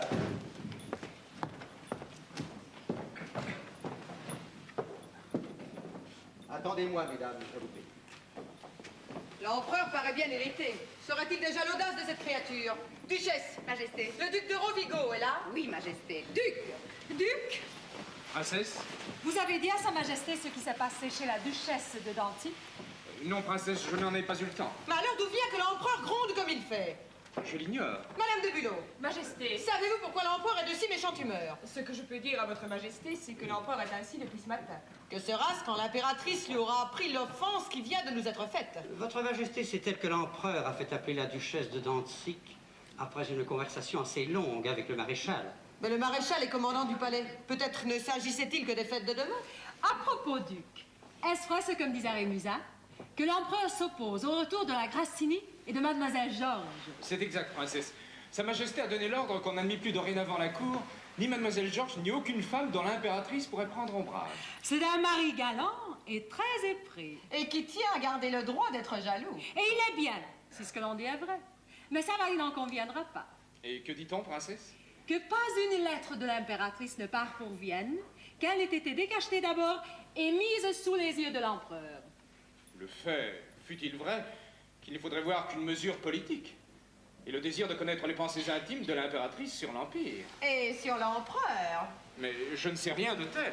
Naturellement. Duchesse, est-ce que le duc fait aussi décacheter vos lettres? J'espère bien que non. L'empereur. La chasse commencera demain à 7h30. Tout le monde devra être prêt à 7h15. Je vous conseille donc, mesdames, de faire ce que va faire l'impératrice, ce que je vais faire moi-même, d'aller vous reposer. Vous restez, j'ai à vous parler. Ah, Madame de Bulot, l'impératrice vous prie de ne pas rentrer chez vous sans aller prendre ses ordres. À demain, messieurs.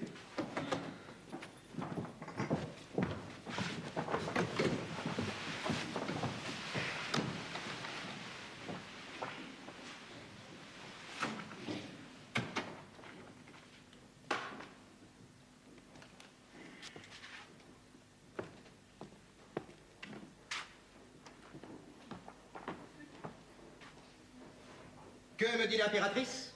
Une altercation entre vous et la duchesse de Dantzig? Oh, sire, c'est une indignité. Cette femme a été d'une audace. C'est outrager votre majesté que de traiter vos sœurs de la sorte. Et l'on se demande en vérité ce que l'empereur attend. L'empereur attend que vous le laissiez parler.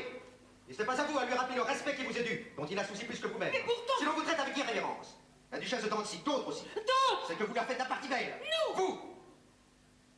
Écoutez cet article de la Gazette de l'Aide. Le Mamelouk Roustan, les tragédies du Bas-Empire, hein? Qu'est-ce encore que ceci? Ce janissaire amené d'Égypte et qui veille chaque nuit à la porte de Napoléon n'est pas là seulement pour protéger le repos de son maître. Ce gardien fidèle devient à l'occasion l'exécuteur farouche et silencieux des basses œuvres pour lesquelles il a des complices toujours prêts, accourus au premier appel. Psst, imbécile. Je me trompais, l'article dont je vous parle est du Times. Lisez cela. Oh, inutile, sire. Comment pourrions-nous échapper à la calomnie qui n'épargne même pas votre majesté? C'est tous les jours qu'on travestit les faits les plus simples. Il s'est bien trouvé des gens pour interpréter d'une façon injurieuse la présence de Monsieur de Népère à la cour. De Monsieur de Népère? Où cela? Dans quel sens? Qui a osé? Oh, sait-on jamais le nom de ces gazetiers? Et que disait ce gazetier?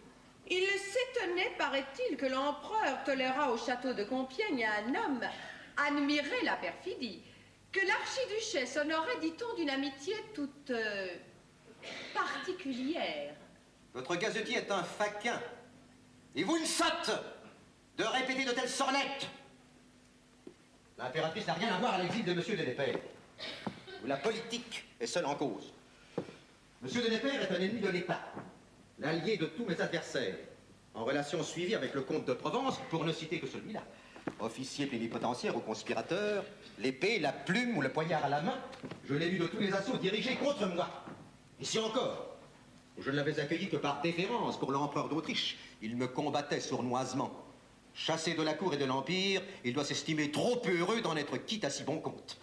Et maintenant, bonsoir. Tâchez de ne pas donner si beau jeu à ceux qui nous détestent et nous jalousent.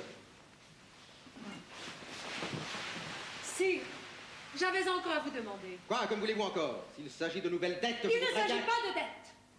La faveur que j'attends de votre majesté, j'ose croire qu'elle ne me la refusera pas. Eh bien, qu'est-ce? Allons vivement. Mon Dieu, sire. Est-ce moi qui vous gêne? Nullement. Je demande, sire, à ne pas assister demain au dîner à grand couvert, ni à la représentation qui suivra. Et pourquoi cela, je vous prie? Je suis sûre, quand je me lève de si grand matin, d'être souffrante le reste de la journée, et votre majesté ayant fixé à 7h30 le départ pour la chasse. Vous moquez-vous. Vous reposerez après la chasse, et vous assisterez au dîner à grand couvert et à la représentation de gala. Sire, épargnez-moi cette humiliation. Letty? Sire, soyez généreux. N'obligez pas la princesse de Lucques et de Piombino à passer les portes après moi, à s'asseoir à table au-dessous de moi, à se montrer dans la loge impériale derrière moi. Il lui est déjà assez pénible que j'ai partout le pas sur elle en qualité de reine. Et pourquoi vous et pas moi? Parce qu'il a plu à l'empereur de donner une couronne à Murat. Fallait-il aussi en donner une à Monsieur Bacciocchi? En tout cas, c'était l'aîné. Assez! Voilà une belle raison que votre droit d'aînesse. À ce compte, ce n'est pas moi qui sera empereur, mais Joseph, qui a bien assez de mal déjà à être roi. Vous êtes bouffonne, en vérité, avec vos querelles de naissance, de préséance. Ne dirait-on pas que nous nous partageons l'héritage du feu roi notre père? Prenez ce qu'on vous donne. Et tenez-vous pour bien heureuse de l'avoir, grâce à moi, et sans autre titre que mon bon vouloir. C'est justement ce que dit notre mère. Et votre mère est une femme de sens. Encore qu'elle verse dans l'excès contraire. Et qu'au moindre éloge de la prospérité de l'Empire, elle ait la manie de s'écrier « Pour vous que cela dure !» Sur ce point, notre mère a tort. Mais elle a bien raison quand elle dit de notre sœur « A vostra sorella Elisa saria la luna che la vorrebbe essere il sole ». Significa dunque che lo sole siete voi? Allons-nous recommencer? Siete una impertinente, sentite? Non c'è nulla di più gelosa che voi! Oh, vanitosa, vanitosa, vanitosa! Basta, basta, altrimenti voi li mandi ai vostri mariti! Sire, Madame la Duchesse de Dantzig est aux ordres de votre Majesté. Qu'elle entre.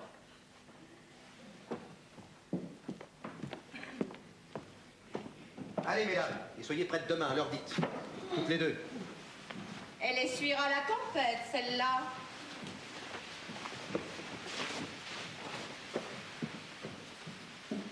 Asseyez-vous, madame.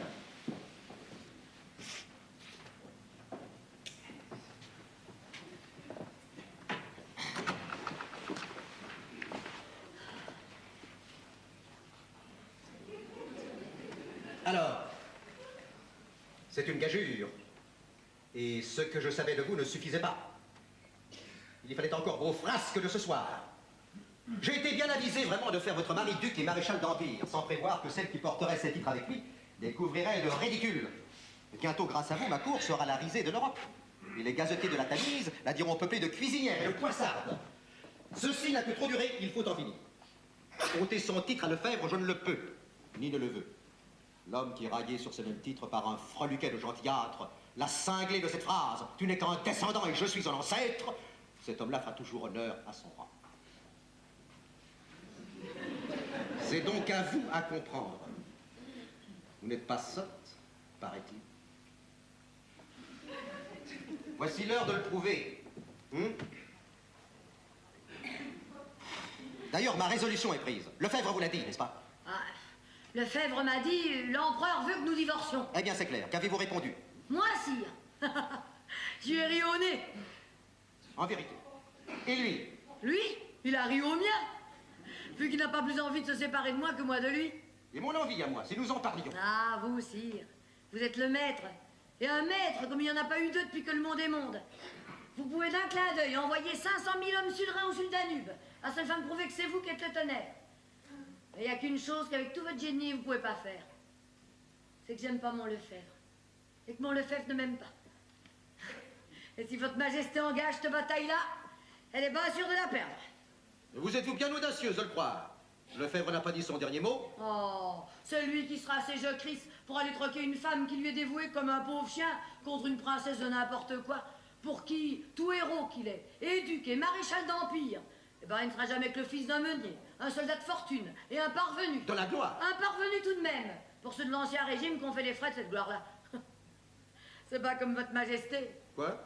Ah, avec ça qui vous porte dans leur cœur, tous les ci-devant qui viennent vous faire la courbette parce que vous êtes le plus fort. Mais c'est pas ce monde-là qui vous aime. C'est le peuple de la campagne et de la rue qui vous est dévoué, comme je le suis à mon Lefebvre. Et ce dévouement-là, sire, qu'il soit celui d'une femme ou celui d'un peuple, quand on le tient, on le garde, parce qu'il se retrouve pas. Ce n'est point dénué de sens, ce que vous dites. Il est fâcheux seulement que ce soit dit dans un langage de faubourg, et que vos intempérances de langue, ce soir encore, aient provoqué un tel scandale. Ah, ça c'est bien vrai, un vrai scandale. Vous l'avouez? De voir les sœurs de votre majesté mécaniser l'armée. L'armée? En ma personne, vu que moi aussi j'ai servi sous les drapeaux. Vous? Ah, le bidon sur le flanc. Vivandière? Oui, et c'est de ça que leur majesté m'ont fait honte. Voilà qui est stupide. Ah, c'est pas moi qui le dis.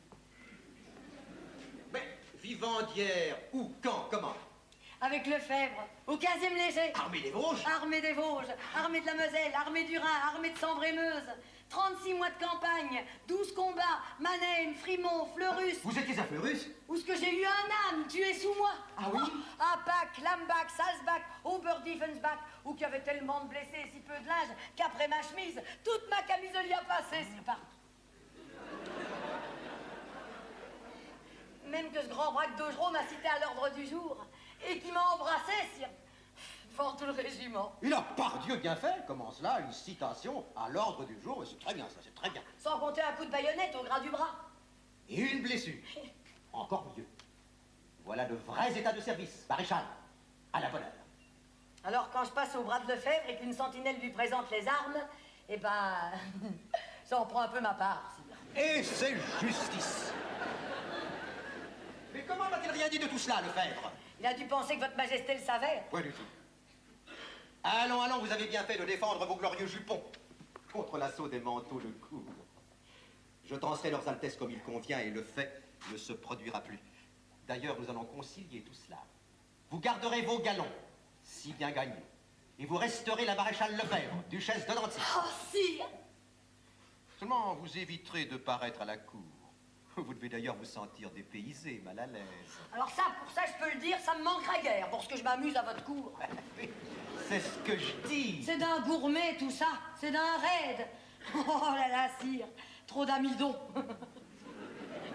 Les hommes emboîtés dans leur collet comme s'ils avaient avalé leur pincette. Puis alors les femmes au garde à vous avec tous leurs appâts, comme si votre majesté allait les passer en revue. C'est moins gai, évidemment, qu'un bal de barrière. Ah, pour sûr que j'étais plus joviale à la râpée du temps que j'étais blanchisseuse. Ah, cela, je le savais. Caroline me l'a dit. Mais c'est ridicule. Vous avez donc fait tous les métiers? Ça n'en fait jamais que deux, sire. Celui-là est bien de trop. Vivandière, bon, le drapeau anoblit tout, mais... Blanchisseuse? Où, quand? À Paris, sire, en 91 et 12, où est-ce que j'ai lâché la partie, rapport aux mauvaises payes. Ah, les émigrés qui fuyaient, les soldats qui se faisaient tuer, puis d'autres qui faisaient fortune et qui oubliaient de venir payer leurs notes. Ainsi croiriez-vous, sire, que dans ce palais, il y a un militaire Et qu'a fait son chemin, celui-là, on peut le dire.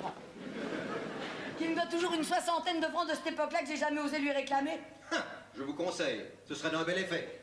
Je me suis même autorisée à vous apporter sa note, sire. Vous figurez que l'empereur va régler vos comptes blanchisseux. Oh, quand votre majesté saura le nom. Vous êtes folle, allons, il est minuit, finissons. Plaise à Dieu que tout le monde fasse comme votre débiteur qui oublie sa dette et votre ancien métier. Ah, j'ai ici de quoi lui rafraîchir la mémoire avec cette note où il demande crédit. Écoutez, sire. Sur ma maigre solde, il me faut... C'est si mal écrit, sire. Il me faut encore venir en aide à ma mère et à mes sœurs qui vont se réfugier à Marseille. Vous dites? Étant obligées de quitter la Corse. La Corse? Buonaparte. La v'là ma mauvaise paye. Mais, en effet, attendez donc. Rue Sainte-Anne. Au coin de la rue des Orties. Mais parbleu, oui, je me souviens. C'est votre nom que je cherche.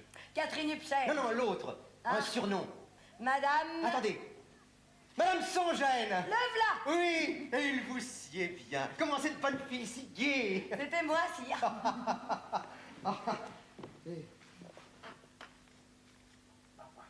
Ma voisine. Je logeais rue Royale Saint-Roch. Hôtel des Patriotes hollandais. C'est cela. Oh, triste logis. Et vilaine date. Pour un séjour en Corse, un peu trop prolongé, j'ai été privé de mon grade, qui d'ailleurs me fut rendu peu après par le roi, mon oncle. Votre oncle? Oui, Louis XVI. Marie-Antoinette étant la tante de Marie-Louise. Ah, comme ça, oui, évidemment. Il y a des choses auxquelles on ne pense pas, tenez. Le dernier brevet de capitaine que le pauvre homme a signé quelques jours avant le 10 août était le mien, qu'il désignait son successeur. En attendant, je battais le pavé de Paris en quête d'une profession. Je pensais à me faire marchand de meubles. Il n'y a plus de profit à ce que vous faites maintenant, sire. N'est-ce pas? Ah, ce chiffon de papier. Que de souvenirs il réveille. Je me revois encore l'écrivant sur une méchante petite table noire à mon 4e étage. 5e. Ah non, 4e. 5e. Sous les toits. Mais c'est ma foi vrai. Quelle mémoire! Ah, ça fait plaisir de se rappeler tout ça ici, non? Eh oui. Le passé fait la saveur du présent. Maintenant, discutons la note. Ah.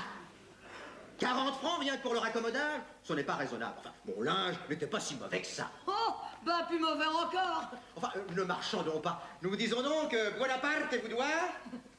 3 Napoléons. Ma chère, c'est une fatalité. Je ne les ai pas sur moi. Qu'à cela ne tienne, sire, je peux encore vous faire crédit. Pour 24 heures. Hein. Merci. Vous êtes une malicieuse personne, Madame Sangène.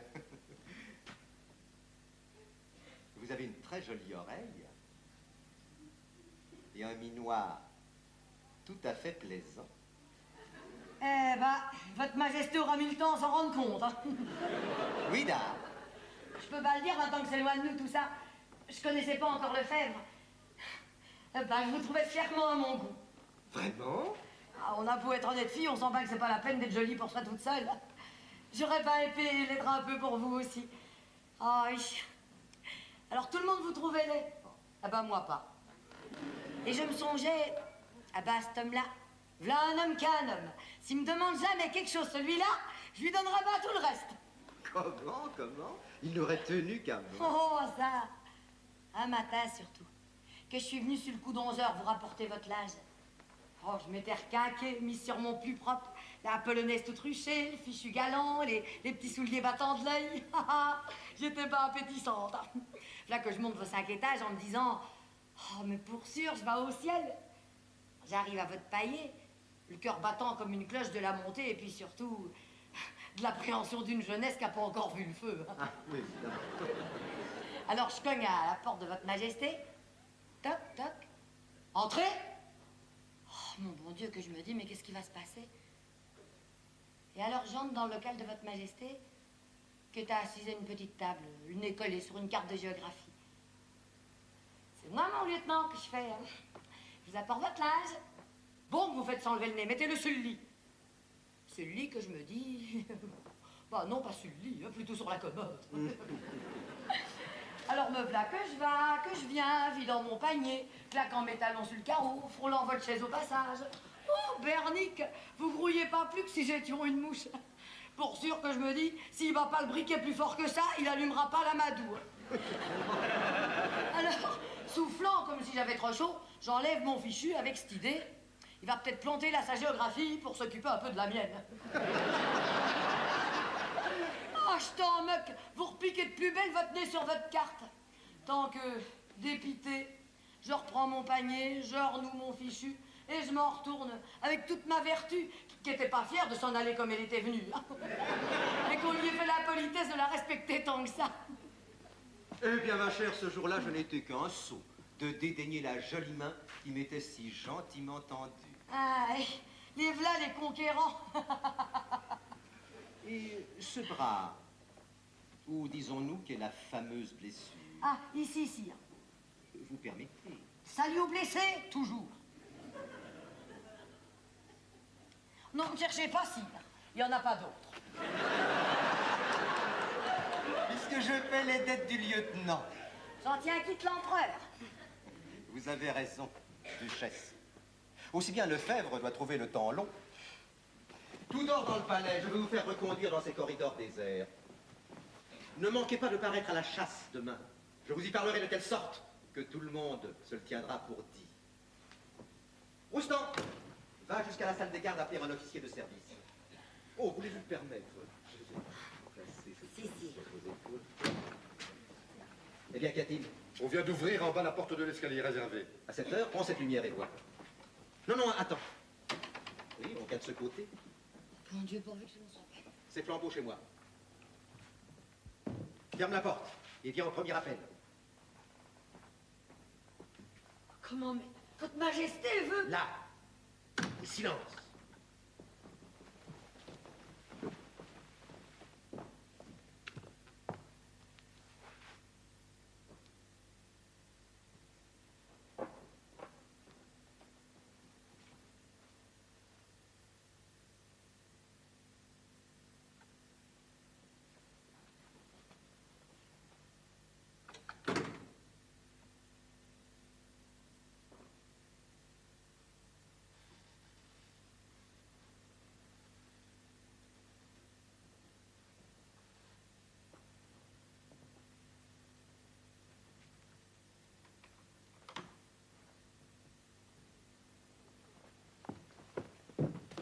Roustan!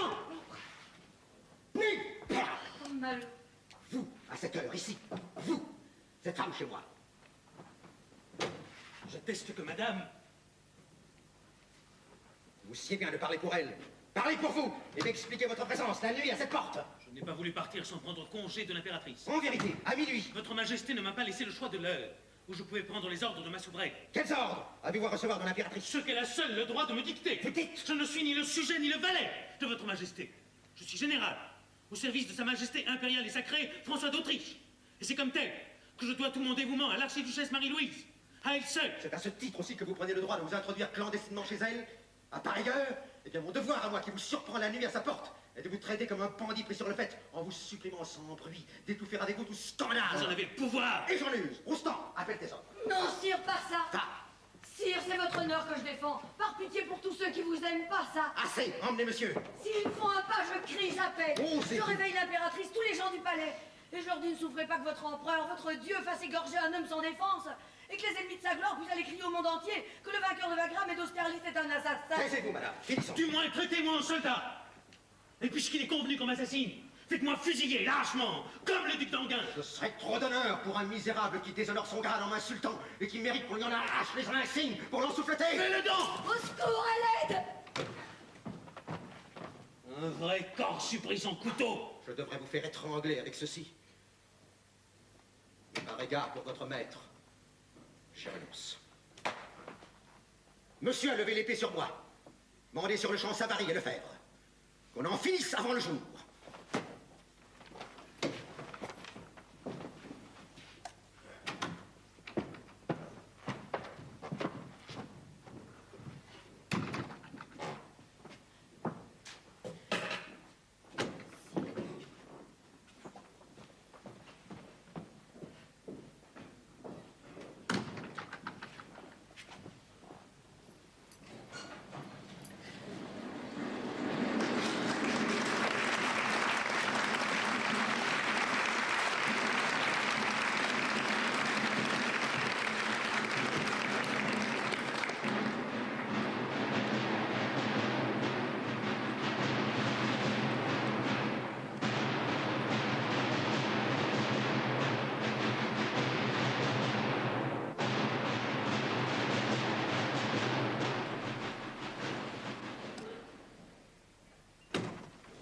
Messieurs,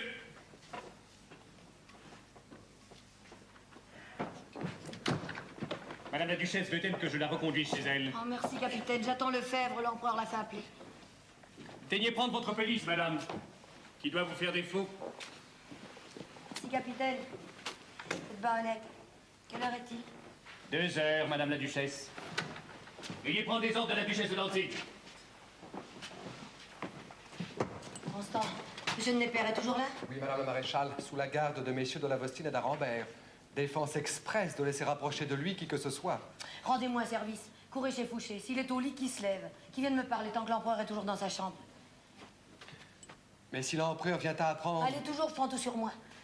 Mais vivement, hein. Où est donc l'empereur? L'empereur est dans sa chambre, monsieur le maréchal. Veuillez m'annoncer, monsieur Doristan. Je commence à m'impatienter. Qu'est-ce qui se passe? Il est au courant de l'Esland? Oh, ça ne savait que de ça. Népère est revenu cette nuit. Allons donc. Mais oui, alors au moment où j'allais partir, l'empereur l'a surpris. Comment? Là, à la porte. Quoi, la femme, c'est... Oh, tais-toi. Tonnerre, et alors? Oh, alors une scène terrible, tu penses? L'empereur furieux a fini par lui arracher les aiguillettes, puis alors Népère a tiré son épée. Sur l'empereur? Ah oui. Alors il est perdu. L'empereur m'appelle sûrement pour le faire fusiller. Sûrement, oui. Pourquoi faut-il que ce soit moi? Monsieur le maréchal, l'empereur vous attend. J'y vais. Mais refuse. Est-ce que je peux? Il a raison, il peut rien. Si je pouvais seulement aviser Népère quand je suis toujours là, il comprendrait qu'on travaille pour lui. Son manteau. Pardon, excuse, capitaine. Vous qui avez été assez aimable pour me donner ma pelisse, voudriez-vous donner son manteau à monsieur de Népère? Il doit lui faire faute, il fait froid ce matin. Vous avez raison, madame. Je m'en veux de ne pas y avoir pensé. Il n'a pas seulement levé la tête. Il pense à l'autre. À lever la debout. Enfin, qu'est-ce qu'il s'est imaginé?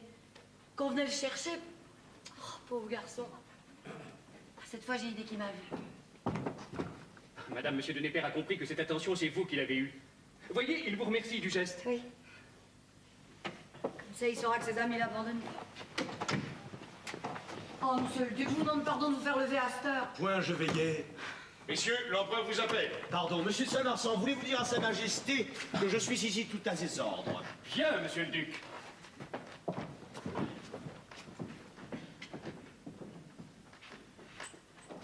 Je veillais, dis-je, et non sans inquiétude sur votre compte. Ah ben, moi, je suis hors de peine. Celui qui y est pas... C'est monsieur de Népère. Ah oui, vous savez. Que son cas est désespéré, l'empereur ayant mandé le duc de Danzig et Savary pour le faire fusiller. Eh ben, c'est pour empêcher ça que je vous ai prié de venir. Moi? Oui. Duchesse, qu'ai-je à faire dans cette aventure? Je conçois votre désir de sauver Népère, qui est votre ami. Et d'épargner à l'empereur, que j'aime bien aussi. Un crime. Disons plus, une faute. Et de tirer de là l'impératrice. Oh, que j'aime pas plus qu'il ne faut, mais qui est notre souveraine après tout, et dont la honte va rejaillir sur nous.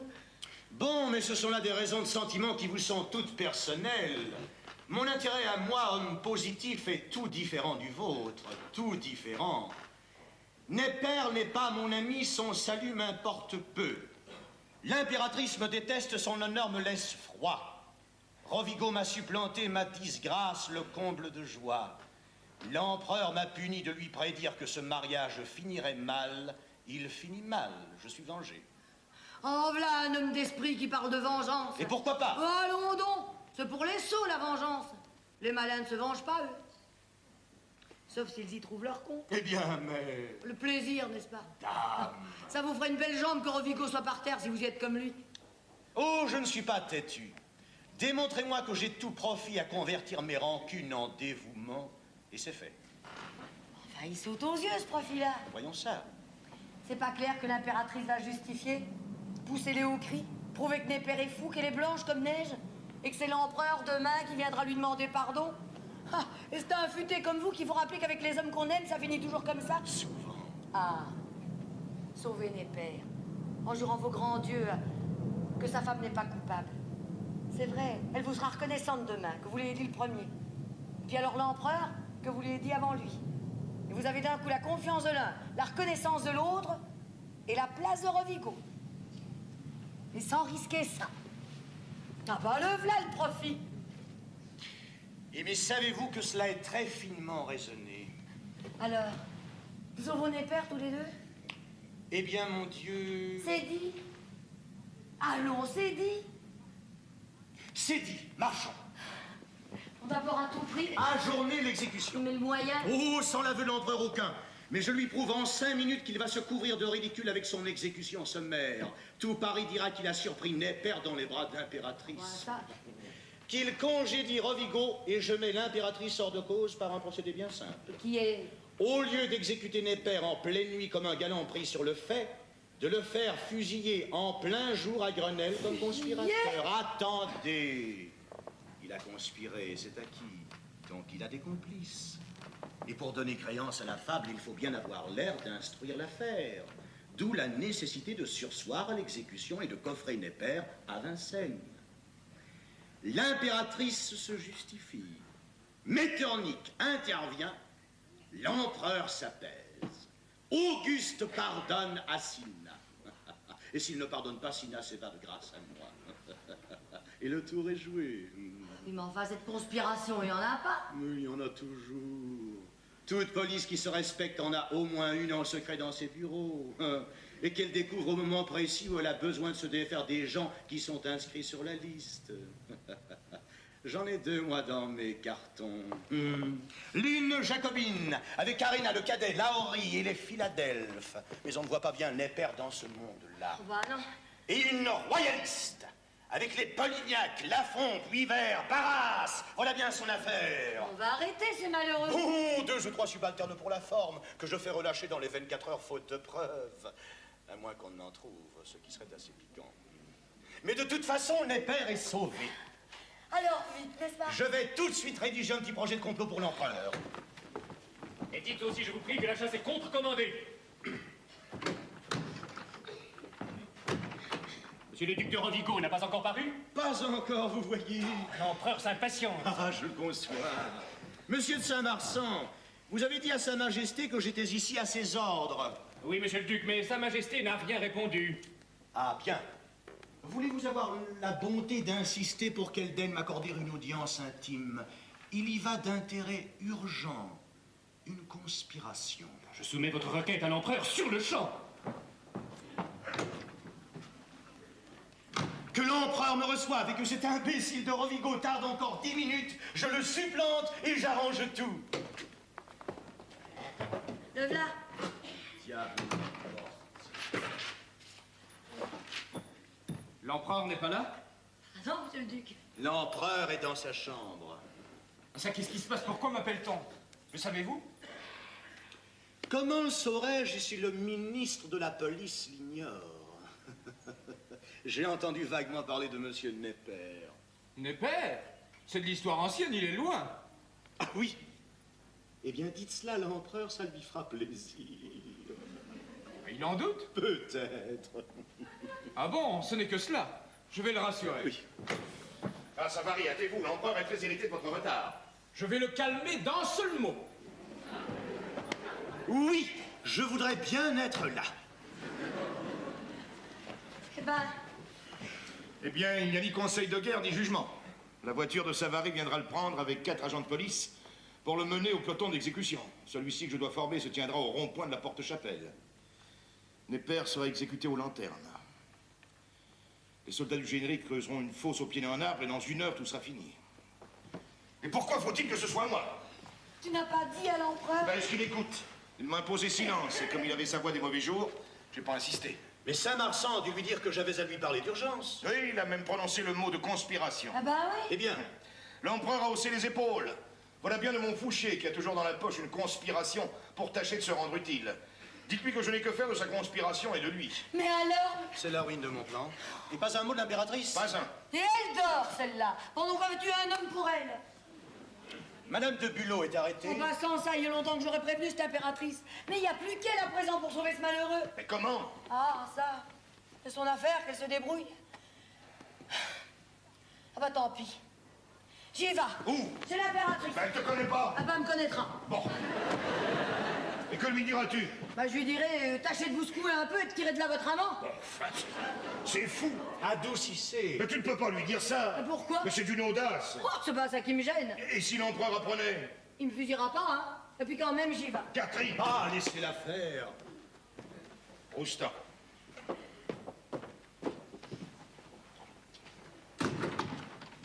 L'empereur a tout prévu.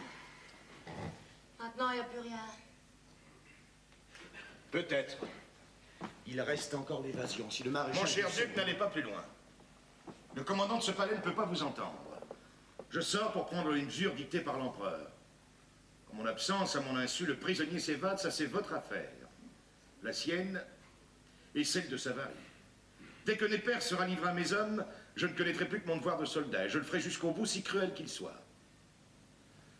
Et si vous m'épargnez cette douleur, votre joie n'égalera pas la mienne. Mais d'ici là, je ne veux rien savoir.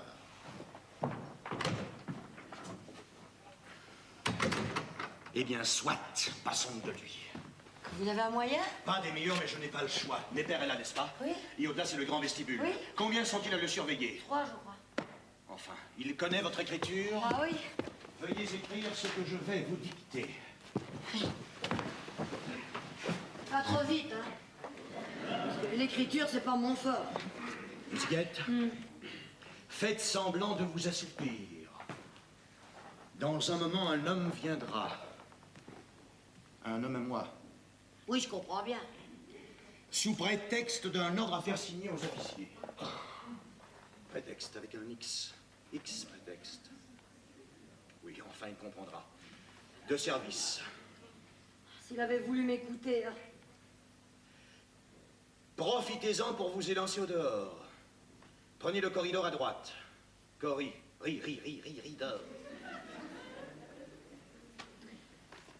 Attendez, j'y vois plus.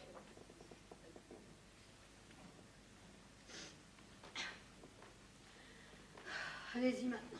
Et réfugiez-vous chez la duchesse de Danzig, où des amis vous rejoindront. Cela suffit.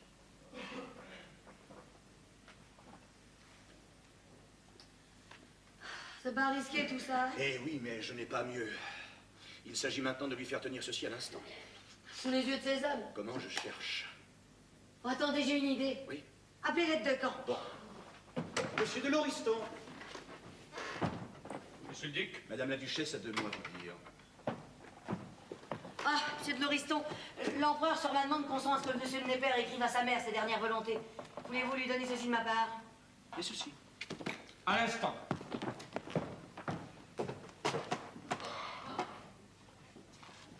C'est la première chose qu'il verra en tournant la page. Si on ne l'a pas vu avant lui. Écoute-moi. Oh, que ça lui porte pas malheur, hein, ce que j'ai dit là de sa pauvre mère. Non, tout va bien. Lauriston sera déjà revenu sur ses pas. À mon tour. Restez ici quelques moments, j'écoute, et puis rentrez chez vous, nous nous concerterons pour le reste. Allons, courage. Oh, l'attente, c'est ça qui tue. Hein. Je me sauve. Est-ce compris? Oui, messire. Et cette fois, votre majesté sera satisfaite. Je le souhaite pour vous. Pourquoi êtes-vous encore ici, madame? Bah, j'attendais le maréchal, mais à cette heure... Restez! Puisque le hasard vous a fait témoin de choses que vous ne devriez pas connaître.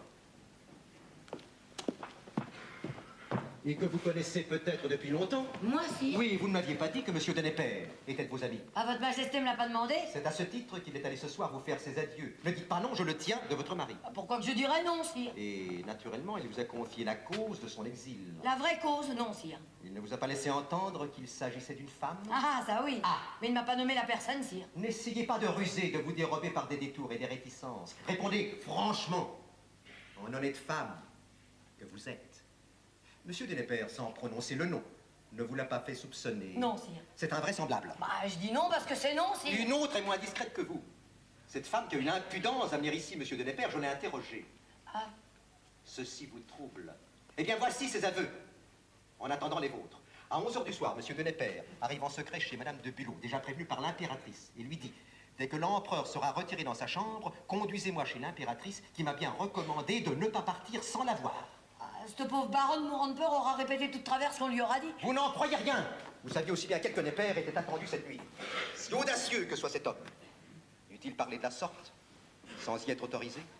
Jusqu'à quel point l'audace le permise, c'est ce que j'ignore, mais ce que vous savez, madame de Bülow et vous, qu'elle ne dit pas et que vous allez me dire. Enfin, comment que je saurais ça, si... Je veux la vérité, quelle qu'elle soit, la vérité tout entière. Moi, votre empereur, moi, votre maître, je l'exige. Entendez-vous, je l'exige. Votre majesté me fait mal. Non, monsieur de Népère ne m'a rien dit de ce que pense votre majesté, mais bien au contraire, et ça je le jure devant Dieu. Vous parlez comme cette femme. Mais c'est parce que c'est la C'est vérité. que vous mentez toutes les deux, ayant le même intérêt à nier l'infamie dont vous êtes complices. Si bien que vous, m'abusant, cet homme mourant sans parler, l'impératrice n'avouant pas, je ne saurais jamais à quel point elle est coupable, et de quel crime je punis l'un, et dois punir l'autre. J'ai le droit de tout croire et ne suis sûr de rien. Tous les soupçons, grâce à vous, misérables femmes, pas une certitude. C'est ma faute. J'ai manqué de sang-froid. Je devais rester là, dans l'ombre, permettre à cet homme d'entrer chez l'impératrice et l'y surprendre. Leur premier cri les eût condamnés. D'ailleurs, le fait seul de le recevoir la nuit chez elle. Mais l'impératrice n'aurait jamais fait ça, sire. Croyez-vous? Aussi bien elle ne tient qu'à moi d'en être sûre, elle ne sait rien de ce qui s'est passé. Nous allons bien voir. Roustan, amène ici Madame de Bulot. Votre majesté, Je veux reprendre les choses où je les ai interrompues. Et par l'ordre que l'impératrice va donner, tout ce que l'on me cache, c'est elle-même qui me l'apprendra. Oh, ce n'est pas bien, sire. Vous dites? Je dis ce que je pense. C'est pas bien, c'est pas digne de vous d'être traîtrise pareille. Votre peur est déjà plus bavarde que vous. Venez ici. Écoutez-moi bien. Vous allez entrer chez l'impératrice, non par la porte des dames de service, mais par celle-ci, dont vous avez la clé. Vous entendez? Oui, sire. Vous laisserez cette porte ouverte, de telle sorte que je ne vous perde pas de vue. Et vous direz à l'impératrice ceci, textuellement. Monsieur de Népère n'est pas parti, madame.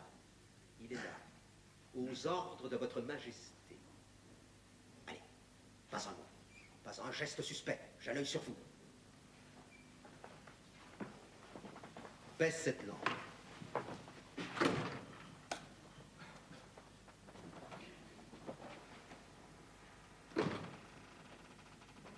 Madame? Qui est là? Êtes-vous baronne? Oui, madame. Monsieur de Népère n'est pas parti. Il est là, aux ordres de votre majesté. Ah bien, attendez. Remettez-lui. Bien, madame.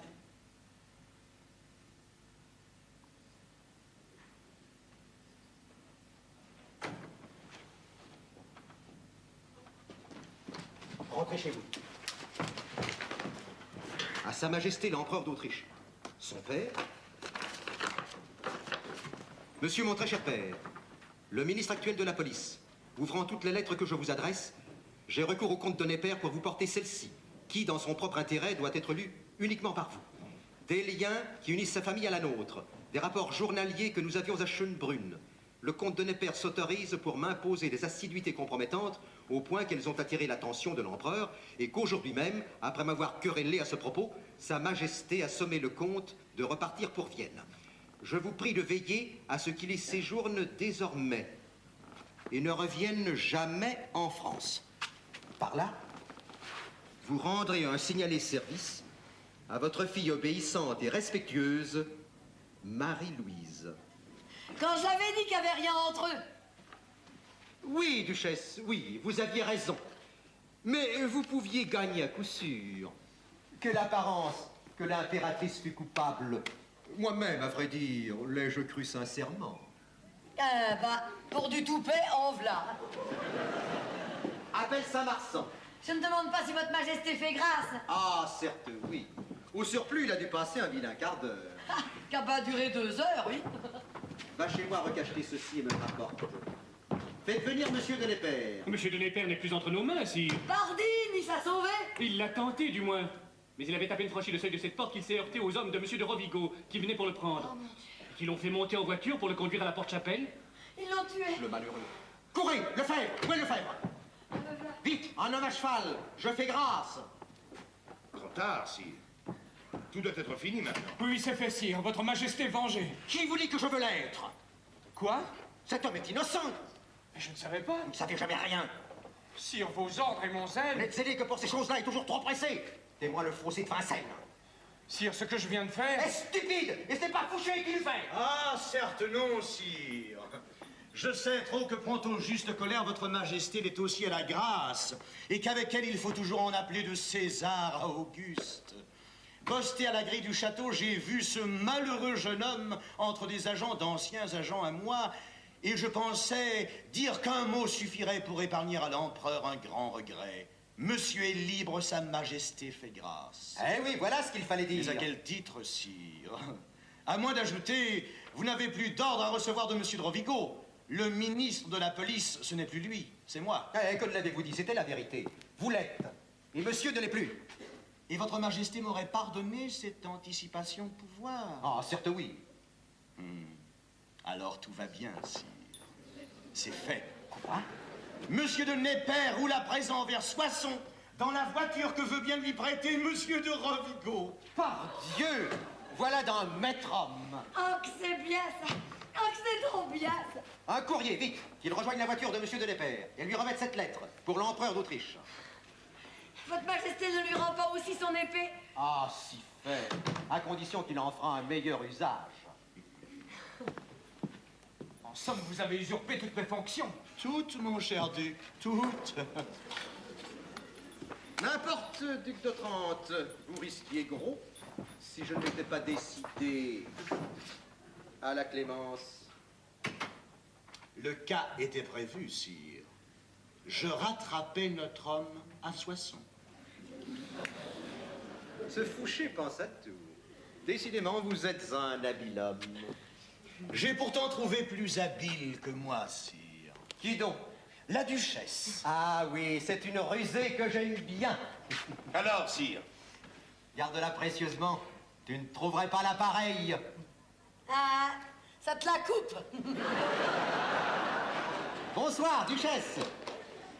Bonne nuit, messieurs. Vous pareillement, sire.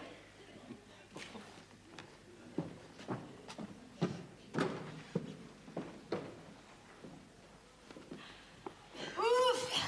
Allons nous coucher. On l'a pas volé, hein?